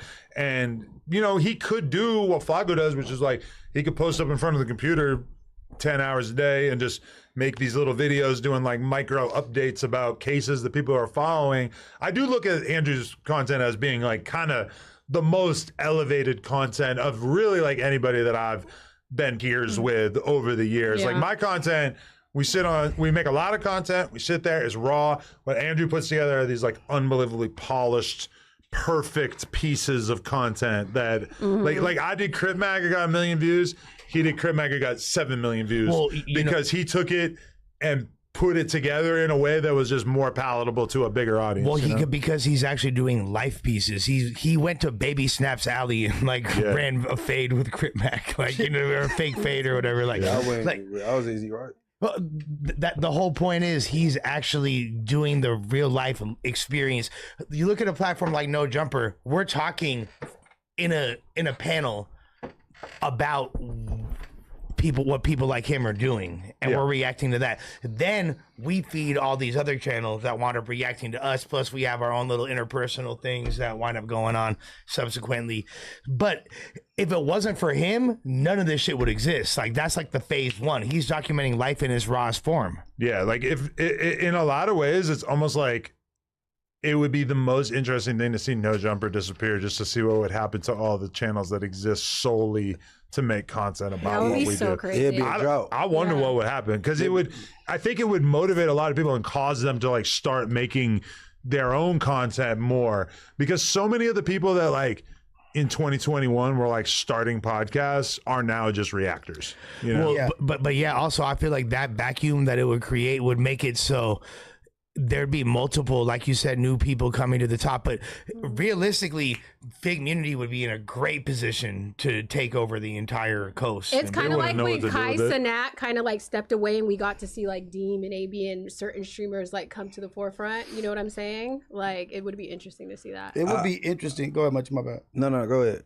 I was going to say it would be interesting to see that but everybody, if No Jumper stopped, everybody would have to, not everybody, but people that survive off of No Jumper content would have to pivot, right? Yeah. Well, obviously. And that's what Trap Lord Ross, I think, is doing. And that's what I think Nick Fuentes is starting to, like, on a different scale, they're starting to realize, like, we have to pivot out of this because guess what? I didn't even realize how powerful of a position I'm in. Like, I don't think Nick Fuentes knew that it was going to be this big when he got canceled and then on all these other platforms still blowing up with his Nazi type shit that he was talking about. He still blew up with Nazi shit. And now he's realizing, oh, fuck, I can use these legacy media places and shit. And I think at a certain point, Nick Fuentes felt like, well, I've done so much fucked up shit. I've said so much offensive shit. I've made so many crazy ass jokes that I will never have a future in politics. Right. And I think now, zooming out and looking at the landscape and seeing how, you know, Graham Plattner was almost the candidate to be governor of Maine and shit like that, or senator, what was it? I forget. But he had like controversies out the ass. Obviously, Trump got a million controversies. Nobody gives a fuck. Spencer Pratt. Yeah, Spencer Pratt got God knows what's going on with him. It does seem, and with Nick Fuentes, it's like, we know what is true about Trump is that he is so popular that it doesn't matter if he's got all these crazy controversies that would sink any normal candidate. And I feel like Nick Fuentes is the same way, where it's like, if he moderates himself a little bit, like when you watch that whole episode, he didn't really say almost anything that like really jumps out at you as like, oh, that was racist as fuck. Like on the Tucker Carlson episode he did, there's like one moment where he just says, like, basically our country is being destroyed and ruled by organized Jewry. So like at that moment, if you're a normal person, you're kind of like, oh shit, right, this guy is a total fucking anti-Semite and like he's got all this hateful shit to say. He didn't really say anything like that on that Hunter Biden conversation, and that really made me feel like, and the world is just so much more like into his shit. Like he was so early on just saying fuck Israel. Well, that like he could speak about it from such a authentic place. But he's so committed to that new position against Hunter Biden that even though that new position that he's taking, Hunter Biden got to get a few points off on him because he was holding back. Yeah. Like because he wasn't being so full Nick Fuentes, Hunter Biden was able to get more points off. But the fact that Nick Fuentes could be like, fuck it, I'll let that land. Go ahead, because I see the value of what I'm doing here. I also felt like Nick Fuentes felt like he had to take it easy on Hunter Biden because Nick Fuentes is such an experienced debater, and Hunter Biden, like, this is the first time he ever argued with somebody on camera. Hunter Biden is clearly a super intelligent dude. Yeah, I love him. Yeah. He's great. Really good. Love Really the guy. good. Yeah. And people kind of give him a put crazy jackets on him based on his He's a crackhead. Yeah. And Lush, I want you to take a long, hard look at Hunter Biden and say, wow, this is a guy who was inhaling crack for years and years and years of his life, twirling pook, if you will. And at one point, he turned it off, and now he's having a redemption arc. It feels like, you know, people are really into him and love hearing what he has to say. All I'm saying is maybe if you stop twirling pook, then people will take you a little more serious. Hey, but like somehow yet I still have a voice to say what the fuck I want to say. Nobody's right denying now. you have a voice. We're just saying that your voice could be better. Yeah, no, I feel it. Like, More yeah, shouts to amplified, Hunter. maybe. Fool, we gonna go on a spiritual retreat and take ayahuasca. And You never twirled pook with him. yet. The night is young. Okay. And so I'm Meet not, him and Jess West actually later tonight. and I'm not agreeing with Nick Fuentes' positions or anything, but I see when somebody makes an intelligent decision like, oh, this is beneficial for me. I see Stephen A. Smith doing the same shit. Yeah, I see the pivots in the debates that these guys are doing because they're trying to position themselves in a better place. You know what I mean? Like even Hunter Biden. Yeah. Hunter Biden's doing the same thing too. And I only said that to say like on the smaller scale, everybody's gonna have to do the same thing. But the whole thing though is that if Nick Fuentes really decides that he wants to take his career in politics seriously, and I would say already seems like he has like a giant army of people that are probably going to vote for him. It's like, if he activates that and he proves to the GOP that he is electable or has like real motion behind him, I think they've already proven with Trump that if somebody is really popular, as much as they might be ideologically opposed to him, they are not going to stand in that candidate's way. They're going to embrace them. They'll probably try to like neuter some of their more offensive positions. But ultimately, like I would not be at all surprised to see Nick Fuentes being like a major political candidate 10 years from now. As much as less. The Ben Shapiros are going to fight him to the death. But I think that he would probably like surpass. He's already surpassed them. Wait, you think so they'll much. look past homosexuality? You think he's gay? I think he's No. No, he's not gay? he hasn't had sex yet. He's an incel. Maybe. He's a what? Supposedly. Well, you know who's never had sex is EDP. Yeah, he's never had sex. Oh, and you know what? I never got a chance to wrap the EDP thing around back to why we brought it up in the first place. Because remember, we were talking about AI and then we talked about EDP. So, like, there's like an AI girlfriend thing. Like, we've probably all seen ads for these sort of things, but like, he's got one. And in the documentary, they say, hey, will you show us the conversation that you've been having with your AI girlfriend? And in a shocking moment of candor, EDP is kind of like, oh, nah, I don't want to show you that because, you know, I'd be telling the AI to act like a little teenage girl and shit. Oh, so, my God. I was just gonna say that. Oh, my it's God. probably saying some Obviously. weird little kid shit. That's probably why. Hey, he's bro. like, yeah, I tell it to act like it's 15 or 16. I'm Where do we thinking like, live? nah, bro, you telling it to act Where do we live He 13. said Philadelphia. Wait, yo, that's fucked. How's the AI gonna comply with That's what I'm that? saying. How's that? That's like the first thing if I'm designing an AI girlfriend that I say is like, you will not act like a little kid. You're not gonna allow yourself to be infantilized. No, he probably Yeah. just talked to it like, you want some candy? You want some Hey, little girl. Dude, That's weird, And that's why he actually said when he showed up to meet the 13-year-old or whatever, and it was actually the pedo hunters, he said, I was just trying to get a cupcake. And I never knew, that's but the the whole thing. reason why was because the decoy that they were posing as offered to bring cupcakes. Right. And so they actually made cupcakes. And that's why he said I was looking for a cupcake, because I never really understood that. And that's why they Sick and, part, and when I that's be why watching they this shit like on How to Catch a Predator.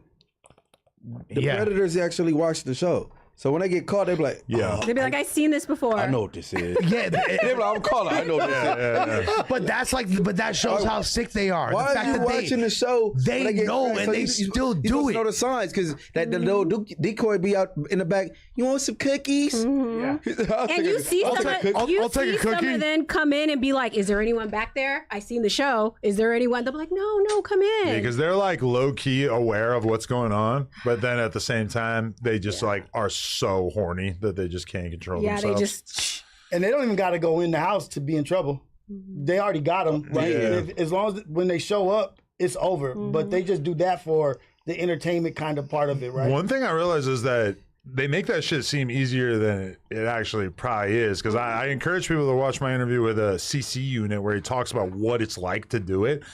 And he's like describing them like working for hours and hours and hours, texting these motherfuckers, trying to get them to pull up. Don't you kind of just assume that there's like a million of these fuckers? He's talking about driving 8 hours to go get one and shit like that. But then what I heard the new method is that like you pay a chatter and they get a bounty. You give them $200 whenever they get a pedophile to show up to your stream. Smart. Isn't that crazy? So like if you're really good at it, you can make tons of money. And if you suck at it, you're just like a clipper. yeah, you are like, that's crazy. Literally. But do you think AI is going to take that position over? You probably could right I'm now. sure AI is already. AI is taking over AI can everything. take That's actually a over great that. idea, yeah. You know what I Yeah. mean? Like where they're putting out all this information or trying to entrap these. Now that's responsible AI for that Hey, ass. these PDFs need to get life, bro.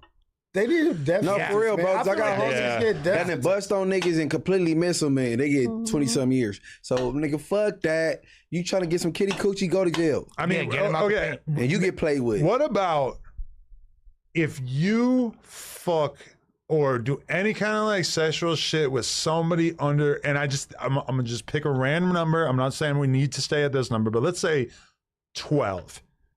Like, I just feel like there should be probably like a different category for that. Like, when you hear about a guy fucking with a 10-year-old or an 8-year-old, it's just like, I just feel like this is like a different thing. It should be judged by different standards, much, much more harshly. Well, actually, yeah. it is. When you go on Megan's Law, They evaluate you and you a level this, level that. Right. And they say if you likely to strike again, like they evaluate you. You know what I'm Well, saying? Munchie, you know what I heard a pedophile say on a show before? He said, once the bitch bleeds, it's on. Oh, Which we can get our disgusting, menstrual cycle bro. at 9. We could get it whatever. And that was kind of his mentality. Oh, she bleed, don't she?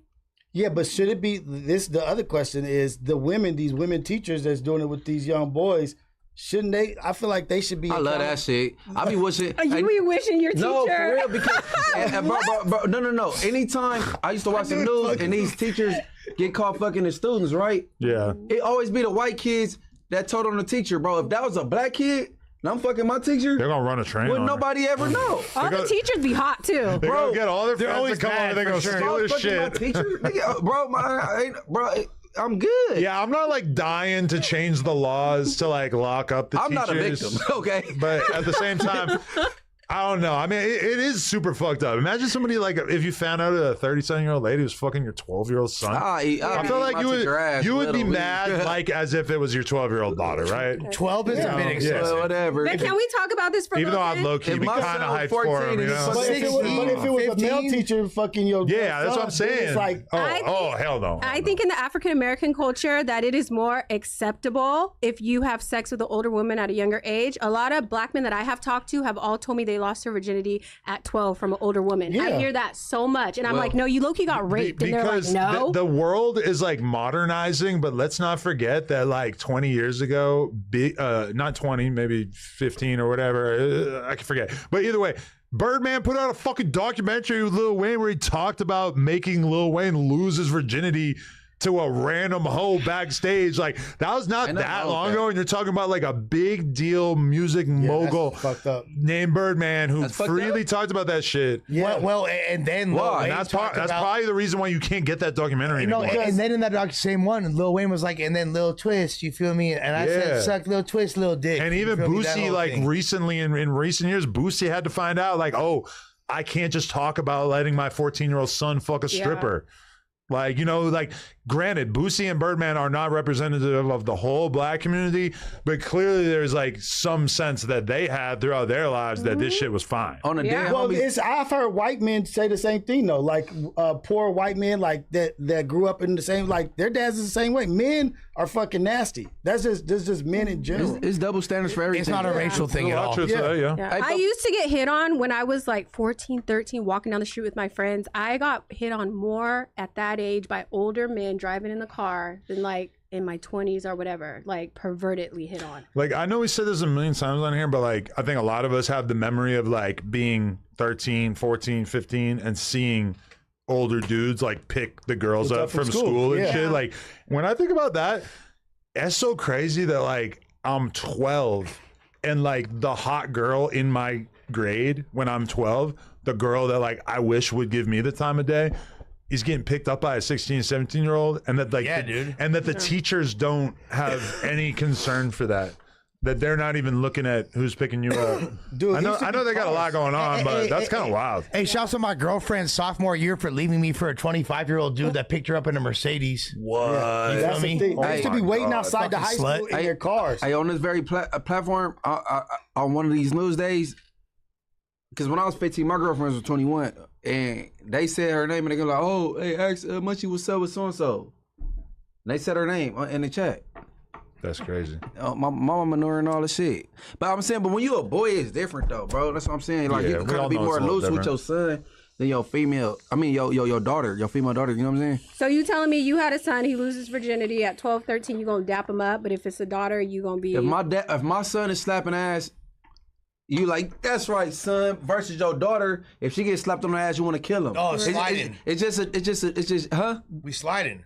Oh yeah. But Well, look, that might not be a healthy thing because if we, I'm not forcing them. but the thing is, like, so what we tell the boy that, like, say if whatever Birdman did, he had Wayne sleep with a girl where there was no emotional attachment and there's no value to this woman. Now you attach his sex to not being in a relationship or building a family or building community. It's just about fucking.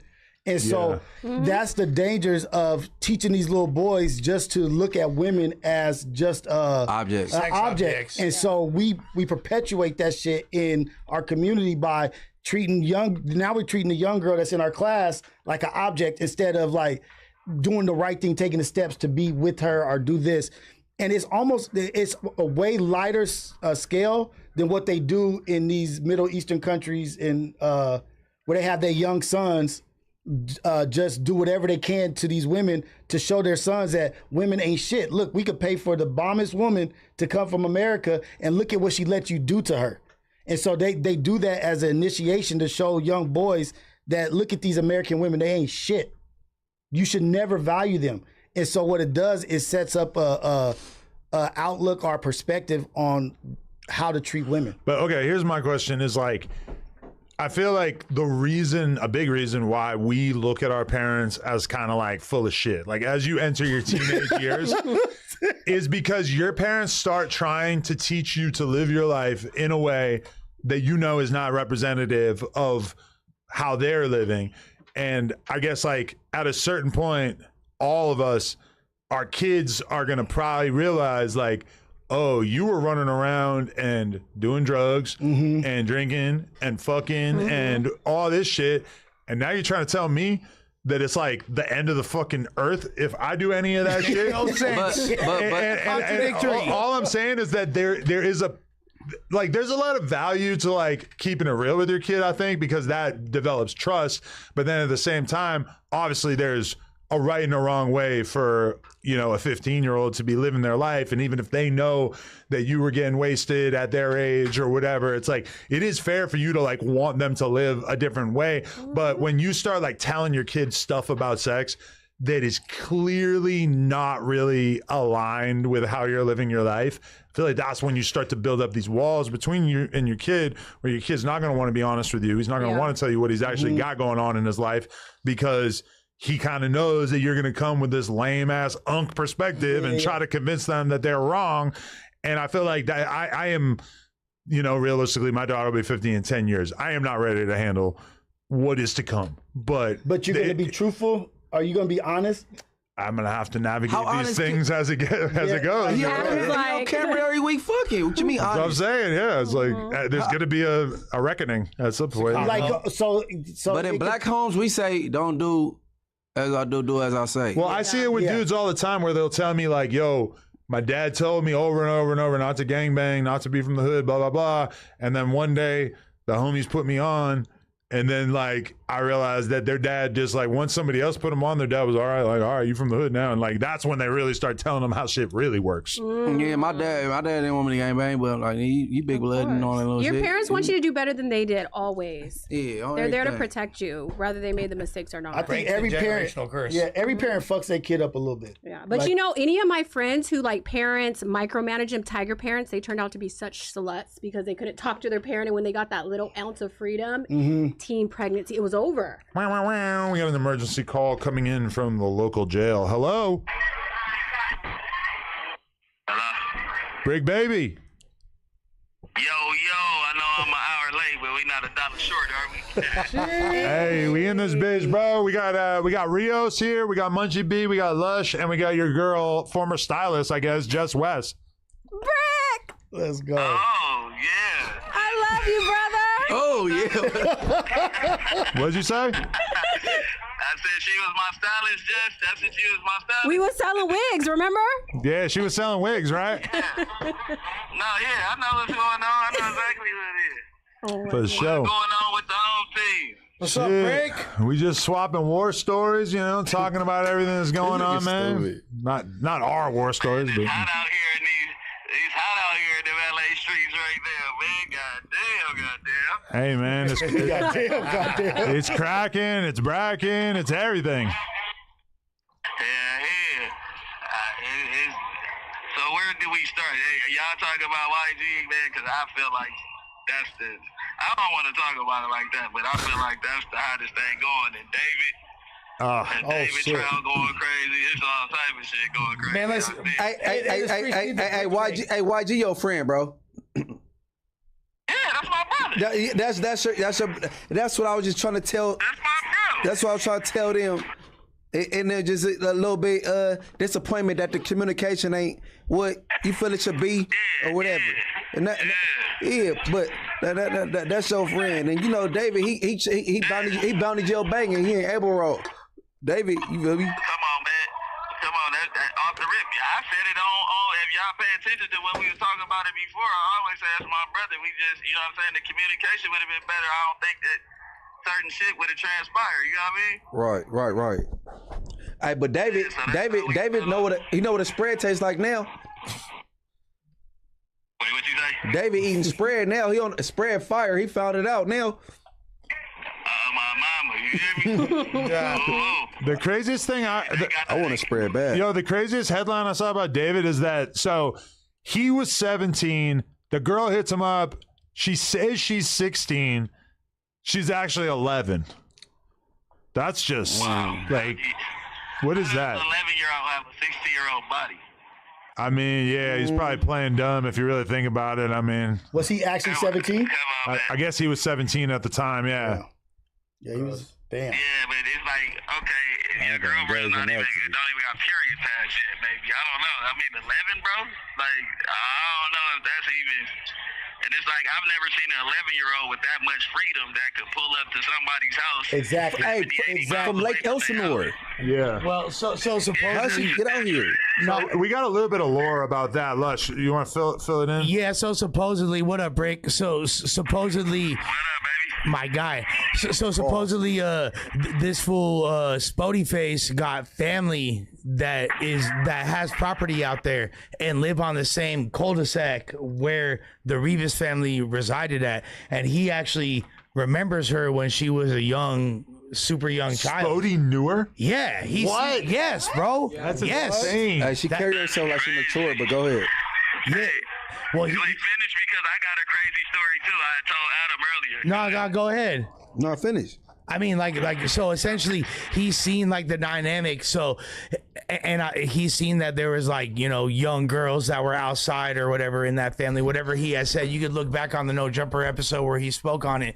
But the fact is, based on the nature of her family and the footage that came out and all that, it's not super surprising that she was outside at a precociously young age. Unfortunately, yes, you're right. It is disgusting, but. So it's somebody right here that's from Lake Elsinore area, right? And he got the scrap metal business, so he was picking up scrap metal on our block, and they frequent the area, and he was like, it was feeling dark right there, so he was asking, like, isn't this the block, like, where the little girl was at? And they were saying that the mom she used to come back with money all the time, so the mom wasn't tripping. Every time that she would leave, they would pick her up 2 blocks down, and then she'd come back, and the mom would have like a lot of money for dope and fresh clothes on and all that, because it's a tweaker zone where she live at. So they was that's paying crazy. That's crazy. They was paying the parents. Yeah. Well, he was basically like, at some point, he starts giving her money to like give to her parents, and then especially at a certain point, if it's like, oh, we got all this leverage on you because we could basically turn you into the cops, that's when I feel like they probably really started amping up the payments, if that really is true. And then that's when David decided, this is untenable, I gotta kill her, which is insane to think about. Right. But keep it real, her mannerism is a little bit mature, bro. Like that video when she's kind of like going off on her neighbors. Yeah, it was. So she was already. Road, She was already using. Right. In the hood, a nigga used to it. I done seen a 12-year-old have to take care of damn near the house because the nigga mom was on, because they mom was on dope and all that when we was kids. I've witnessed it before, so I mean I know it can happen. Right, but Munchie, just because that shit exists don't mean that it's right or okay. That's man, you know telling that. me, fool? Yeah, you know that. Yeah, you know that. I'm telling you, her mannerisms. First of all, I'm trying to figure out how she get from Lake Elsinore to even meet this dude and why she's so far away from home. He bought her a ticket for the first time they hung out, right? But if the parents is getting paid, shouldn't they be on the hook for some shit? Like that's some negligent That's shit the argument. as a parent for but the parent had to start getting paid at some point in the beginning. Why is she so far away from home? But your parents can just like fill out a form that basically like authorizes you to be in a relationship with somebody who's an adult, right? But a crackhead mama ain't thinking about that. That's what R. Kelly was doing. I mean, that age gap sounds insane, like the 11 and 17 thing, but maybe like as she got older, maybe the parents did authorize it or something. I don't know. Break. Hey, don't say that, bro. Dame Dad's gonna come for you, bro. Oh my goodness. No, Dame Dad, she be tweaking, bro. You bring that shit up, he all right. He don't need that licky nicky diss track in his life. Hey, I'm just but a number, man. You know what I'm saying? That's what Pretty Ricky and them said. That's what R. Kelly wrote for her. R. Kelly wrote a song talking about, hey, Jake, nothing but a number. Sing this, baby. Yeah, no, straight up. Unfortunately, facts. Right, and the thing is, like, whether or not she is able to sign off and or give emancipation, because that's what happened with Aaliyah. Yeah. Her parents literally signed off guardianship to R. Kelly. He was her legal guardian. Exactly. Yeah, I think she was like 15 or 16 at that point.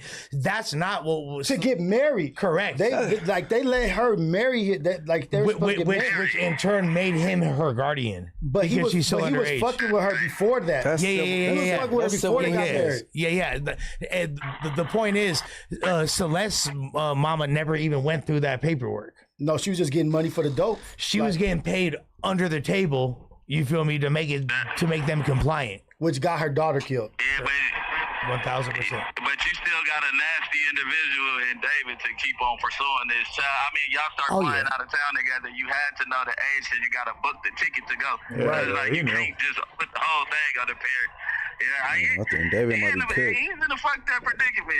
Somebody told me they thought they was gonna drop the case. They didn't have enough evidence. No way. Nah. They said some bullshit like that in the As soon beginning. as that Tesla information came in, it was over.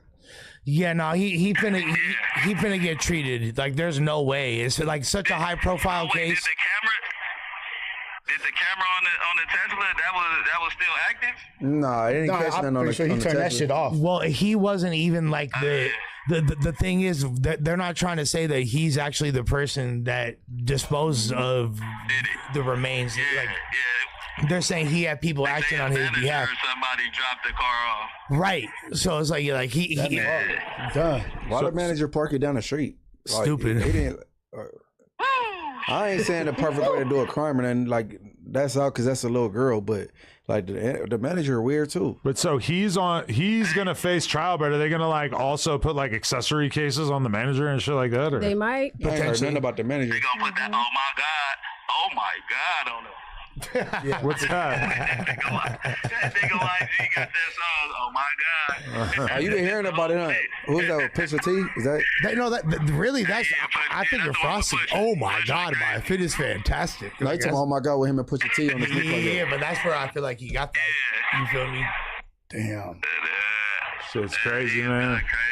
Hey, we got a free Aunt Hefe, bro. Yeah, free Aunt Hefe, man. He tripping on my boy Trap, man. Hey, listen. Don't trip on Trap, man. We are all gonna beat this shit, bro. We coming home, man. Hey, no, but you know what I forgot though when we was debating that last time? Trap one of the ones that put out the Bushy video with the burrito stand. Yeah, for sure. He's probably a little I didn't. salty So about that. I forgot about that though. He dropped the video. See, yeah, but before everybody knew what happened with Aunt Hefe's case, there was another story in which basically he got into an argument with an op at a taco stand, and then he went to the car and got a gun and killed the dude. And then it came out that was like a completely different situation about somebody else, and it definitely had like 1090, Flacco, and Ross all did videos about it, so they all look kind of crazy for a day. Yeah. That's Yeah, fucked I up. heard Flacco ain't letting up. He's just keeping the gas on. Hell no. Foot on necks, bro. Little musty Hell ass. no. He's keeping it as North Dakota as you can get. Ain't no bitch sleeping with him, Whoa, bro. that's what I said, man, Flacco ain't never coming back around here, man. He don't give a damn. Yeah, nah, facts. He's content over. This call is from a federal prison. Free He Rick. told us a long time ago that it was content over everything, man. Yeah, he lived that shit. Everybody face. And I think that's why a lot of us cut him so much grace. Like, Ooh. well, Munchie said, "Ooh." Everyone, talking about? everyone Nigga, besides you at this nigga, table. bro, the only one in this room think that shit straight is you and Adam, bro. No, I don't. Thinking it's straight. No, Thinking nigga, it's straight bro, you can't and bitch with that. thinking it's straight and on brand for him is two different I things. don't think he's wrong, but he's doing the right thing. Like, bro, you gotta be one I way wouldn't about do shit, it bro. for myself, but it makes sense for him, and like I'm Somebody not bring this nigga some justifying it. briefcases so he can stand on it. You gotta stand I on mean, business. I respect it I respect him doing it as a YouTuber and as a civilian who apparently is concerned about crime. I wouldn't do it. I don't want to be like getting Right. anybody who's engaged in this shit locked Right. up. But if you got, if you got a tip that ain't out there, bro, you supposed to not do that, bro. You know what I'm saying? It's Right. like, goddamn, especially around people that you know, that you actually had shook hands with before. Don't, you know what I mean? It's like, come on, bro, you gotta have some type of heart. Exactly. There it is. That dude is a piece of shit, man. No, for real, bro. And Lush like, man, he's awesome. Man, I'm not. I am not saying he's fucking awesome, bro. I'm just saying I understand for him. You fall up under the Southsiders and they don't rock with that shit. Word. They watching this. You ain't gonna do that with no Southside. Yeah, no. One thou out. Yeah, let's go to the county. Yo, bro. but then let's be Play talking bingo about with that dudes nigga. who go on a 50-50 yard like, oh, I couldn't talk to him anymore if he's a Sereno who went 50-50. But then meanwhile, he'll give Flacco every pass in the book. I think because Flacco ain't some high-powered member, though. That's the thing. Like, and I'm not giving him a pass. I'm just saying I understand it for him. Like Jess West. What Jess West got to do with the 50-50 You as yard? a non-affiliate, you not going on a 50-50 yard less? Oh no, hell no. No, let's go in. Let's It's- go in. it- Let's it- go it- on to the 50-50 yard less. I'm Hey, gonna tell you that. hey, Brick. 33%.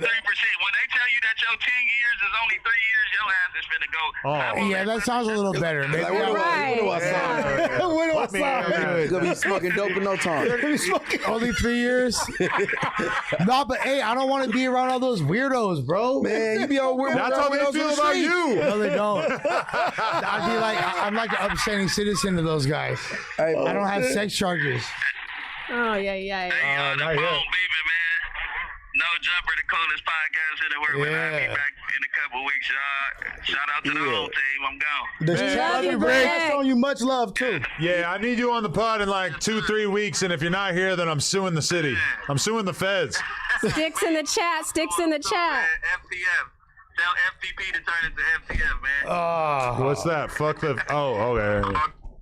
Ah, damn. All right. Right what you about to say? Shout out Brick for Shout sure. out to Brick, man. Not the trick. Free, sound like free, he's hey, in spirits, hey, man. free the Yeah. hey, you said that Adam the best podcaster. I think that's the best. He's pretty fucking podcaster cool. of all time. I don't know. He's a I think pretty I'm cool fucking kid. breaking Adam over, bro. I'm better than all Hey, y'all. Take a pod off. I heard Gary Owens.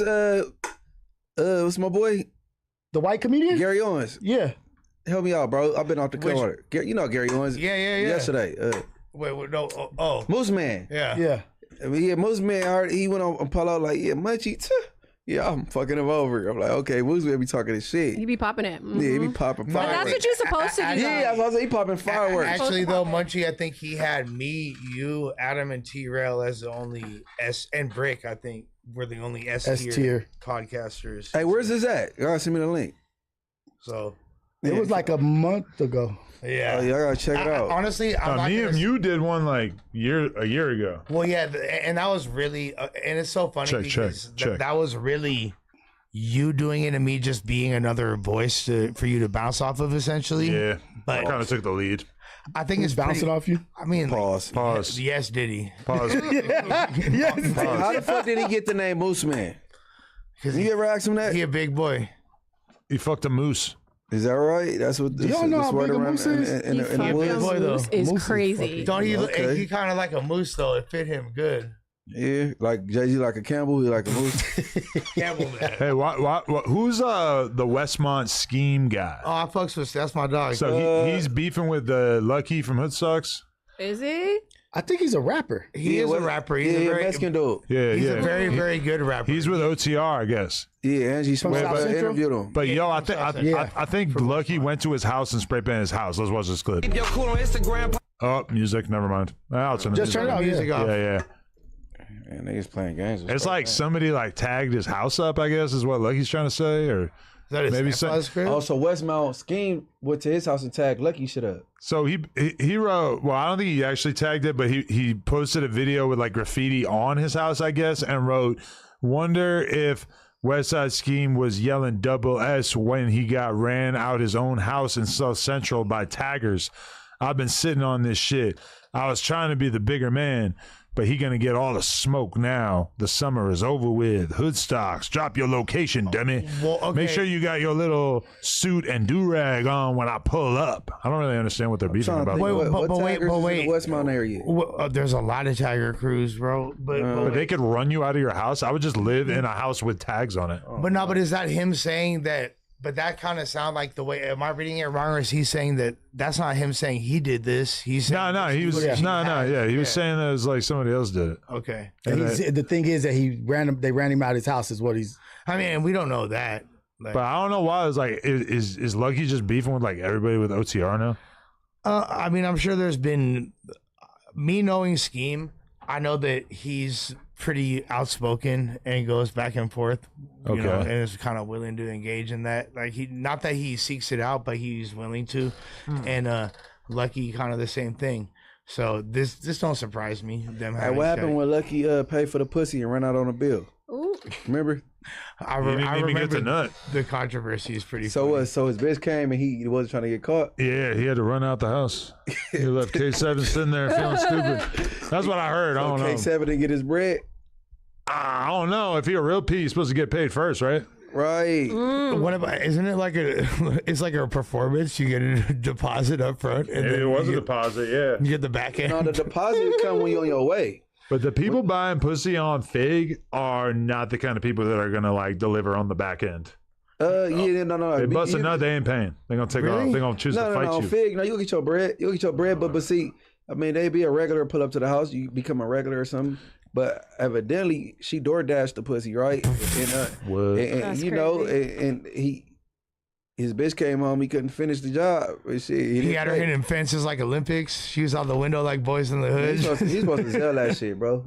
Hit her on the Zelle. That's crazy. Pay for the purchase. I got to do a little infomercial. Final one. If you're already shopping for THC products, you might as well get more choices and better deals.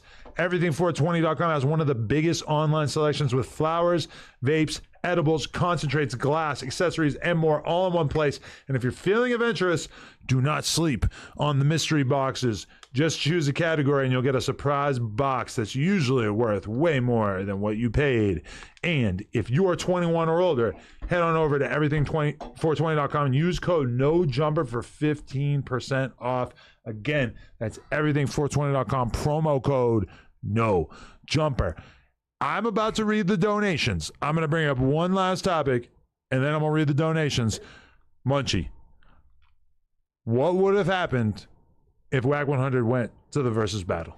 He would have got fucked up. By who? The Bloods. As a unified front? Yeah. Because the game's Bloods got to be against that, right? Nah, the game never helped him. You see, when the 60s got up on him, game was performing. He didn't give a fuck. Ooh. Right. He said, right. Come on, that nigga, man, you would have did better than that nigga Wack, man. Wait, got fucked up. So but isn't he his manager? Wack, man, hell no, he been not his manager. I mean, he still handles like some amount of stuff. They still in contact. That's not his manager. Yeah. And let's be real, Wack not a manager. He a professional man. Do you think that like the general consensus though, like people kind of perceive him to be that? That's what he put out there. Game say otherwise. He basically like has a few different types of managers, you know, and some like Wack. I don't think is like his formal official manager. He's like a liaison. I mean, not a liaison. He brings deals to him, and if he executes those deals and he gets a percentage of those deals or whatever, middleman. That's a liaison. But it's not like he's consistent. But also, it's like if you're game, you go on tour, and then you have like a road manager, which is like a different guy than WAG. Right. Your music and shit, you know, you're signed to a label or a distributor. They help you with all that. You don't really need WAG like that. Maybe you could help with some like promotional campaign shit, or like when you drop an album, like what do you do to promote it? Maybe. I don't know, but like I don't think he has a day-to-day role. Hey, listen, bro. The man's a liar, bro.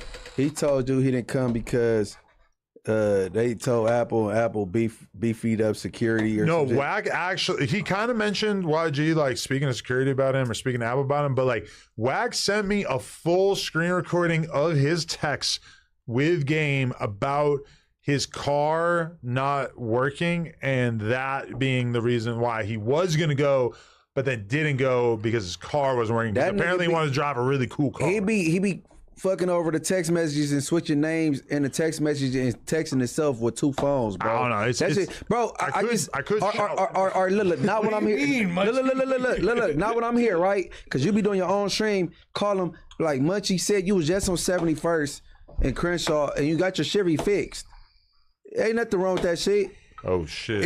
And you know I'm not lying because the shop you was at, they just recently moved it. Yeah. You was just there getting the shit fixed, and you was in that red rental. Like, bro, you was in the 60s on Crenshaw 71st, getting your shit fixed. It was nothing wrong with it. Cash, you're lying. It was up to par. I don't know. Ask him. I will. This is some content for you, bro. I will. Call this nigga, be like, hey, much you said you was in the 60s on Crenshaw in the early 70s, then you was getting your shit fixed, and this is recent, and nothing's wrong with it. I will, especially if everybody likes this video right now. Man, Like that shit. Share that shit. Get them likes up so I can be aggressive with way. Hey, shout out to Dragonite Jay Reed in the No Jumper Alley or something, I think is what that says. He said he paid $2,500 for the box. Monkey B Boys. That's the funniest fucking soundbite of all time. $2,500 for the box. He paid $2,500 for the box. It's a good deal. It's a good deal. Sorry, Flacco. That shit's hilarious. Though. $2,500. Actually, nah, like the worst deal. $2,500 for a girl. She better be like a top of the line OnlyFans. Bro, I better be fucking. Year. Hold on, I better be. year. No, honestly, if I better be fucking Ruby Rose for 3 hours straight Ruby Rose off for a about 6 perk. months. Ruby Rose is 20 bands. I need perk Like, sex with she's Ruby not, Rose but for 20. I'm saying a girl who in looks my just budget. like her. Yeah, Not yeah, her, sure. because she ain't I'm just saying I need to fuck Ruby Rose for $2,500 for the box. Bro, I just interviewed Brecky Hill on Members Only.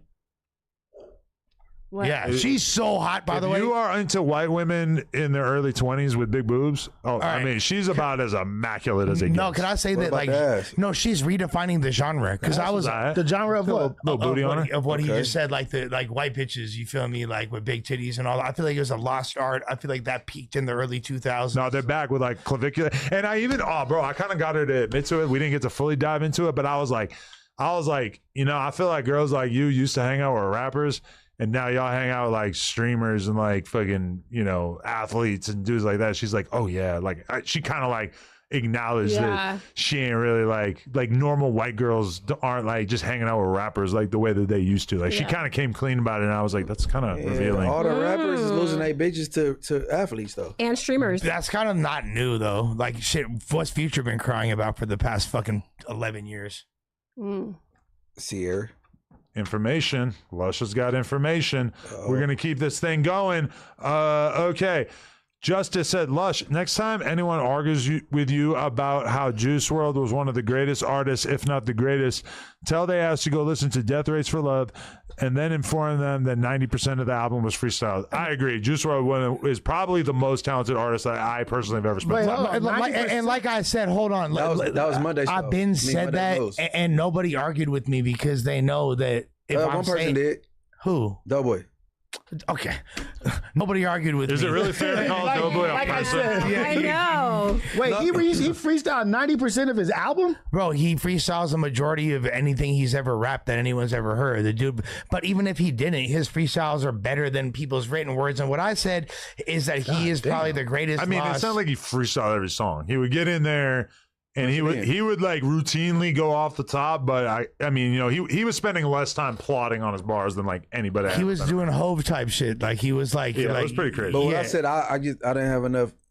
You weren't disputing what I said. Like that's what I'm saying. No, so despite that point of reference, I was just saying, based on my knowledge of culture and artistry, Juice WRLD is by far one of the GOATs, and probably would be, if he was still alive, the biggest star in the world now out of anybody. Doughboy is crazy. He says Doughboy really. Doughboy also said the game's better than Tupac. He also said it's just like Doughboy has so many bad opinions that are like just not even close to like opinions that I would consider acceptable for any adult to have. Right. Yo, what about Doughboy saying he was depressed all weekend because he like realized that he's probably never gonna get married? I've seen that. That's sad. That's tough. That's Well, sad. he told me that he lost his last girl to a rapper and it really affected him. We gotta find out. yeah. Well, I need to know. Why did that affect It's him? probably Biz Marquee. That's so fucking funny. I'd be fucking depressed. That's so fucking funny. So he lost Blowfly Rest in took peace his to the bitch. GOAT. That's fucked up. Wait, so why is he acting like losing his girl girl to a rapper. I asked him, me and Camel, we had a whole conversation. He said he's so depressed about it. He doesn't trust a lot of people, industry people now after that. And I said, well, you in the game with celebrities. Who else is she going to go with? Was it a rapper that he was working with? Yes. Oh, that's why. Was it a Christian rapper? Lecrae took his bitch. Right? Lecrae took his bitch. Bless the booty, volume 1. That's what happened. You cracked the code. Bless the beauty. Yeah, but I was surprised too, Adam. Like, go out there and get something. Don't be crying over not getting married. Like, and his whole thing was like, "Oh, I don't want to settle." And I'm like, "Bro, when you're 46 and you're morbidly obese, like, you should settle." Morbidly obese. Like, you're not like, all right. You ever see like a person who loses their spouse in their 70s, and they get with somebody. And like, let's be real, like the person that they get with, the new partner that they are spending time with, it's like a lot of times you'll kind of realize, like, when you are peeping it, like this person is not like head over heels romantically in love with this new partner they found necessarily in the same way that they might have expected to be in their 20s or 30s if they fell in love at that point. At that point, when you're 76, it's like, bro, we only got so much time left. There's not a lot of us. There's not a lot of people in this dating pool. And like, I can help you like have a good life, and like you could help me have a good life. And it's like, it's more about like just having somebody to spend your time with at all. A companion. Like, I just feel like Doughboy needs to accept that, bro, you're not a spring chicken. Like, you need to actually like literally, like, what I told him is any woman who is willing to have sex with you or really even give you the time of day, you should be trying to like settle down with her. Deserves a medal of honor. Yes, that's what I'm saying. Like, she's clearly missing out on some shit that everybody else is keenly aware of. Get a sugar baby. Okay, no. Right. Here's the thing. I love Doughboy. He's actually like what? Like, no. I'm tired of you. Nigga, I want you to say something mean. Say something mean for a change. I'm not a mean fucking person, bro. And you're not gonna force me to be a mean person. Sorry. I love Doughboy. But if he told me that it was a sunny day, I'm putting on a motherfucking Montclair parka. I don't trust any of his opinions when it comes to shit. This dude thinks that he was going to beat up Spody Face. Yeah, that's what I'm That's saying. what he thought that, and he thought he was going to win in the typewriter shit. Yeah. And what he came up with was he hasn't 30? cracked our low scores yet. Yeah. Like, he's kind of delusional, but shout out to the old boy, man. No, I like the guy too, but he's absolutely out of his fucking mind. No, he has terrible takes, baby, bro. He No, for real. He needs a reality check. I don't think he should get a sugar baby because like he would just be better off. Like, bro, that's one of the best things in the EDP documentary is that he gets a girlfriend and it is this random ass fat lady and she won't even fuck him. And then he ends up just splitting with her anyway. It's Your homeboy's crazy. gonna be so mad at you for telling all this I shit. know, we got the whole documentary. You feel so much about this shit. I'm telling you that this video is going to be the documentary of the year. Nobody's going to be able to talk about anything else for a couple of days. It's going to be nuts. I can't wait to see this shit. I am in it very, very briefly, and I can't wait for everybody to see my appearance. That's pretty funny. Oh my goodness. Adam. Hold on, bro. Would you beat up This nigga dropping all kind of you Easter beat up the eggs. pedo and the shit? No, I would like to like explain what it is because I did like probably like a half hour. Like he didn't end up using the clip of me that I thought that he was going to use because like the main thing that he was going to get me to do was to like, all right, Adam, you're a porn star. React to his dick pics because like at some point his dick pics that he sent to a little girl got exposed. Oh my god! They didn't actually use that clip. They used another clip, but You it was didn't pretty. look at him, right? Yeah, No, I did. Yeah. Did. PDFs. Oh They man, just don't look didn't at show his that shit. part. No, because it was like the smallest thing you ever seen. Like he What? basically wanted me to confirm this is like the craziest micro penis ever. So is that the sickness though? That's what is leading to this fucking insecurity, sick disease shit. Is A a small little dick? cock. Like the micro shit. Yeah, that'll like, do and it. You think he? I mean, honestly, the other day I heard I don't know, like a professional describing basically like why guys will get a fetish where they want to fuck animals. And the way he basically explained it was to say that like with an animal, there's no judgment. Like, They prefer you have a small dick. well, 'cause an they're getting animal's not sexually abused. capable of like judging you, right? Yeah. A monkey will. And You got a small ass dick, homie. No, You got a small ass. You got a micro, homie. They might. A monkey will, an elephant will, a whale will, The monkey will dolphin turn around will. and slap you. That whales got 12-foot long cocks when they're fully erect. Monkeys are smart. I say all that start laughing. just to say that like I feel like probably the root of EDP's sickness is the fact that his whole life he's felt so judged by women Any rational woman is going to shit on him and basically just want nothing to do with him. And then meanwhile, he's able to like actually get some like kind of like positive attention from these 14, 15-year-olds, whatever, that he's talking to. With him in particular, it really felt like his pedophilia was a result of his absolute failure throughout his entire life with women. So did he have victims before? Did he just get caught and he had victims before? The interesting thing about the whole thing is that he seemingly does not have any actual victims. Like there's never a moment in the documentary where there's proof that he actually did something with someone underage. And I say that just because it's kind of notable that there's like multiple examples of him getting caught trying to, but no actual example of him getting caught doing it. But that doesn't mean he didn't break the law, because he was sending dick pictures to underage girls. Exactly. That's against the law. So I don't know what state he getting caught in, but in California, he would have been in jail. Us breaking down the intricacies of is it nurture versus nature, what caused him to be this way is one thing. That's like the kind of the same thing as like watching the Jeffrey Dahmer documentary. Like, oh, like his dad was cool with him torturing animals, so one day he decided to fucking murder 15 people and chop their bodies up and eat them. Yeah, we shouldn't try to like conflate understanding him with justifying it. Yeah, justifying it or not judging him. Correct. Because he clearly be judged. And I think the documentary did a good job walking that tightrope, because it's like they really go out of their way to make it clear that like the entire reason why we're reporting on this guy is because we want him to be locked up. Right. Which is why it's kind of amazing that he sat and did this documentary anyway. And they even speak to a lawyer at one point who says he should stop participating in this documentary immediately. Right. I'm sure. Yeah. But what? Okay, so with a conspiracy. Don't you feel like if you're actually a good person, like whatever that is defined by, if you have a moral compass, right? Don't you feel like if you're responsible for terrible things of that nature and you've hurt people like that degree, you should want yourself to be removed from society? If you actually have like an ounce of good wrong in you. with what he's doing, because he's sick. Yeah, bro, you won't believe the way he justifies it when he's like, don't say it. The way he's describing the girls like coming for him, which is very hard to believe, but like basically saying that the girls are like sending him content and he's trying to like keep them at bay and stuff, and it's like he just can't stop these little girls from wanting to fuck him. Like he's invented 10 billion different reasons in his head to because all the grown-ass women have the same problem, right? Sit in the Pelican Bay, bro. But don't you realize like when you meet crazy with crazy, it ends up not being crazy. Like a crazy person out there and you match say crazy, they shut it down, they're not really crazy. You know what I mean? Like they have common sense all of a sudden. What don't you think if we put like televised death penalties for this shit, it would deter a lot of motherfuckers from acting like they sick?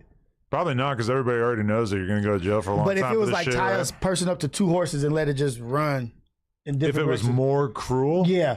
I don't know. Goodness. I also feel like it might somehow be worse for society as a whole. I agree. I feel like that's a net negative, because then that creates a martyrdom system, and then a lot of them. Yeah, we don't want people hung from trees or tied at horses. Yeah, because that's now giving a like visual, the guillotine and all like that kind of stuff. That's like giving a visual and a brutality that somehow there's like, okay, so violence and disgusting behavior begats more of that, but it's somehow now I could see them using that to their advantage. And you know what's crazy? And I hate to do this. That's what we're talking about doing to like PDFs, and that's what they used to do to innocent slaves. Well, just off GP. Okay, and we're saying that it's too brutal. Too brutal for a PDF. All right, but here's the thing. Great point. Murder is like a worse crime than rape. Like it's punished with much more time in jail. Yes. It's like if you have to grade crimes, like, you know, being a murderer is like worse than being a rapist. So it's like if we were going to do that for that, then like what would we have to do for killers? And like we all know hella killers, we right? get to vote on it, like throw them from a helicopter. Okay. Granted, it's different. So there's a difference between like a crime of passion and like something that you plot out. There's a difference. Well, yeah, between but then there's something- people who do murders that are not crimes of passion. Correct. Exactly. And, But the thing with what we're talking about with these PDFs doing is that they damage people. Yeah. In the mentally and spiritually, and those people sometimes end up damaging more people. Yeah. Yeah, it's You a know what I mean? vicious cycle. Like, it's a vicious cycle. So what they do is so disgusting, and it affects multiple people. And like to rob a child of their innocence, I feel like is the greatest crime. But Like, indirectly, correct. like if you kill somebody and their kid grows up without them as a dad, it's kind of like you killed that guy, and you know, I don't know. I mean, your dad getting killed at a young age. It's I'm traumatic. not gonna say it's as bad as getting raped, but it's pretty fucking bad. So it's, you know, crimes have all kinds of effects Yeah, for outside sure. of the direct crime, you know. All right, I gotta race through these donations a little bit more. Paper Chaser said, Lust, the type of guy to be in the strip club and ask the strippers, why do you work here? Let me take you out of here for good. Fucking up the market. Yeah, sorry. Lust will she was say just really anything to pretty. any girl who will talk to him. She was just really. Oh yeah, that's what I do. That's why all the bitches shoes up. Put your clothes on. Show gay ass. I mean, your body is nice. You can just model. Nah, they trying to slap some ass. Hey, I believe in the she's for the streets policy. Yeah? Yeah, I'm not. Yeah, I think you might need to enforce it a little bit stronger. I'm not putting cuffs on any of them. Benji Ocho just said, Justice 999 is right. Juice WRLD was the best freestyler, and Death Race for Love was all great songs. Hear Me Calling, Robbery, Flaws and Sins, Feeling, Desire, Rider, all straight fire. I totally You're not agree. wrong, brother. And then Benji Ojo said, shout out to OTB Donnie, Rotten Roll, and Dragonite Crip. Shout out to all the No Jumper chat gangsters Oh, yeah. out there. Shout out to Appreciate y'all. Donnie and TT everybody. Me said, what is the customer service number? I want to speak to a manager. I forget what we were talking about. I remember thinking that was funny at the time I that he think sent when you was it. calling, it sounded like the little Disneyland music. Yeah. Oh yeah. That was funny. Paper Chaser said, Adam, you owe me $20 from the Adam and Wax show. If you're not going to read super chats on that show, you need to announce it because we send our hard-earned money for you to act like you don't see it. It's fucked up. Dude, I am sorry. There has been a couple podcasts where they just didn't have the screen on, and I like forgot we were live, and I like didn't read the donos. Hey, hold on. Do you know that nigga owed Cal $100 for 2 years? Who? What? Flacco was broke. Hey, he was owing that nigga $100 for 2 years. Who? Kyle. For real? I'm like, Kyle, Oh, you supposed to need that fade, bro. But he said that Kyle's his man's than him. That's some bullshit. If Flacco owe me some I'll ask petty to borrow too, no to money be from honest. me, nigga. I mean, I don't want to be like racist or nothing, but don't you feel like Usually followed by a racist. I mean, but like Flacco from Africa, like I feel like, you know, he always They just get trying over all this. you know, I'm like, I don't want to say it like that, but it kind of feel like people who You like said he come scammed from because he's Africa are like African? kind of trying to get over on Right. people. I a would little say bit. people from Africa are like hustlers. They be hustling, trying to like and they'll do some shit that like a American wouldn't But do. every- from third world around countries. here People pay from up. third world countries But he be never hustling. paid. Did he pay you less? No, he did not pay me, sir. See, See, that's, man, fuck that. So how much you owe you? I mean, per was a bet if my understanding for the parameters of the bet, a Ridnack. Damn. He has Oh, a wow. different take on the situation. I Okay. don't let that That thing. fake ass it- dashboard. He ain't even. I'm gonna get that Ridak for you. Come on, man. I need Benji that. Ocho, and I'm gonna institute a. We are not gonna talk about this particular topic just because we do not have time. But Chunky Barbie is on the freeway right now. She is on the way. Mayday, Mayday! Get the gas mask ready because she got. Are you beef finna with run Jess. that? No, she need about 4 bus transfers to get here. She is not on the freeway, so simmer down. Okay. Now she gonna borrow some dude's car. The hell? No, yeah, it'll be good. She gonna borrow a car. My two of my girlfriends fighting is crazy work. I do love that. Nah, that's Jay Hood's girl. Dragonite Jap said, no other Jew under my pimpin' ever ruled. Oh, that's No Jumper. Ooh, I like no that. other Jew under my pimpin' ever ruled. Maybe I'm going to change Jew because I feel like that's a little divisive. If No I'm other go- J-Cat? if I'm gonna, yeah, no other J-Cat under my pimpin' ever. That's better. I like J-Cat better than Jew. C Rose, the one said, call whack on Paru. I'm not gonna do that, but thank you for the tip. TT Me said Jess Leak. Just a Munchie, but now I think he's trying to like turn Daredevil Munchie is up. vicious. He No, did call him I said the Daredevil. Inglewood Daredevil thing on my thing. Yeah. Daredevil is fucking. Yeah, He vicious. likes that shit. No, somebody else put that up. there for Daredevil's me. a Great. He's one of the coldest fucking. That's Yeah. like cold as blind dude. Matt Even if he's Murdock. fictional, yeah. He's a cold character. Yeah, was hard as fuck. No, he go tell for sure. Oh shit. Tell on 3 and go free. Gotta tell. Always tell. East Aid Finest said stink team going out sad. Identifying somebody by their eyes is wild. That case ain't got no weight. They run out on bro to die and now snitching to gang. That wasn't Stink Team. That yeah, did that's that. just That's a the hired security guard. Yeah. brother. So I don't know like how conflicted he was about giving that testimony because obviously if he like really just wanted to get it out, he could have gone and hollered at the cops like long before. Even Munchie said, like I doubt that those fools wanted that shit out there like that. You feel me? Like We ain't seen any of them co-signing this. Yeah. So I think they all know that would be a bad look. So. Yeah. Shit. All right. Ben Juggin94 said, get Jess lame ass off of here. Listen to the chat. Get off her dick. I love you guys. Get off her tip. We need all of them cold Jess reviews They were in the going chat. crazy in there. Not the chat, but the comments. Once we're done, y'all got to leave your Jess reviews. Yes. With your star rating as well. Benji Ocho said, heck nah. Lush blamed Mickey for talking on Discord. Mikey, I think, made him clean the shit in the restroom, and now we snitching on Mikey. Give him a pay raise. Yeah. He did clean the shit in the restroom. Hey, they didn't see me and Jess's photo shoot from earlier, though. Yeah, you do that? Mm-hmm. We did like that 80s style photo shoot. You guys do a Phoenix Flexing cover? No, it was really, it's pretty grimy. Like the Sears old school one when you're both on the ground and you're like this. It was like Rolling Stone status. Mm-hmm. Dragonette's Tuna said, low-key can't wait for the modern version of You Lied to Me, Lush. His main character syndrome needs to be studied ASAP. Oh, yeah, you can't wait till I fuck your bitch, huh? Damn, that was Rick Ross. I fucked your bitch. Cool. And with the dinosaur ribbon hand. With a dinosaur nugget. Yeah. Cuddy Jew said, yo, where's J Hood? On Hood, on Gangsters, on Grove, on Southside, on Norte, homie.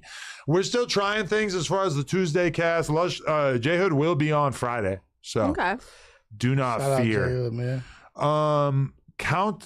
County said, Adam, did you get that fake essential hoodie from Lush's plug? He got his own design on there, stupid ass boy. Somebody else gave it to me, to be totally honest. They gave me the fake Essentials hoodie. So that was actually my first Essentials hoodie, but it's fake. You know, T-Rail, like, been living off being early on Essentials, like, his whole life. He always thought this shit was so cool to be, like, gallery department down back in the day. Oh, yeah, fool's never heard of fucking Fear of God before that. Remember he had them weird pants with, like, the Levi's logo at the bottom? No, but, like, At the I'm not gonna bottom? lie, his shorty was, like, helping him. He wasn't even, like, he even said, like, she dresses me. We got to put him with Chris Blake Griffith. So T-Rail is fashion forward. Yeah. He want to be. Yeah. But back when he had bread, I think, a little bit. He was fashionable person. He started, like, the most important fashion brand of the modern era. I mean, What? Last Kings. The Last Kings. yeah, the ultimate, the most black power brand of all time, really. Really for the culture and the movement. So for that alone, puts him in the fashion. Pioneer. They up there with Fashionable. Virgil. He used to say that. Remember we used to say that to Blasey? He was like offended at the idea that Blasey was viewed as a better designer than him. Oh, man, perish the thought. That's crazy, bro. What the fuck have he designed since then?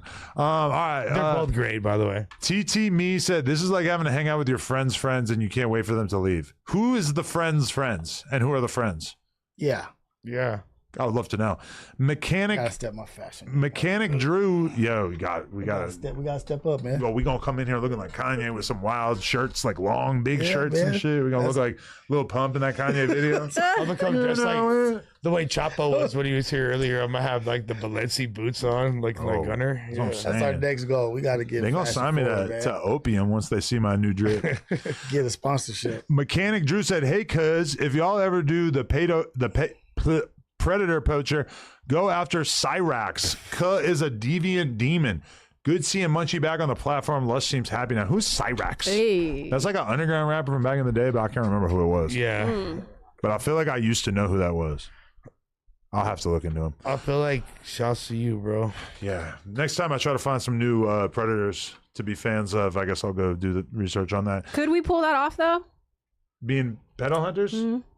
Yeah. Yeah. I'll send a couple Easily. 15-year-olds But to Flacco DM. we gotta just order them here, and then have like a big like you're locked in and you can't get out. Like Yeah. we do a stream, like get like 100 to show up at once. What if we got a squad? We can get the whipping niggas out.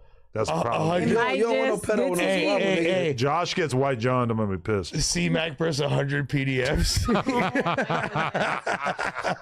He has to fight his way He out. fights 55 PDFs. There's gonna be one of them that's like a big ass Cali muscle looking The dude. final though. boss. That's the hey, that's a video game I'd play. Yeah, we gotta find him. Yo, doesn't that sound like a person who would be viral in like the kick age, like pedo final boss. Like, Pedo final. A guy who just goes Pedo- around, he's like hella tough. And Pedo gyno. Next week's gonna be Dragon that pedo.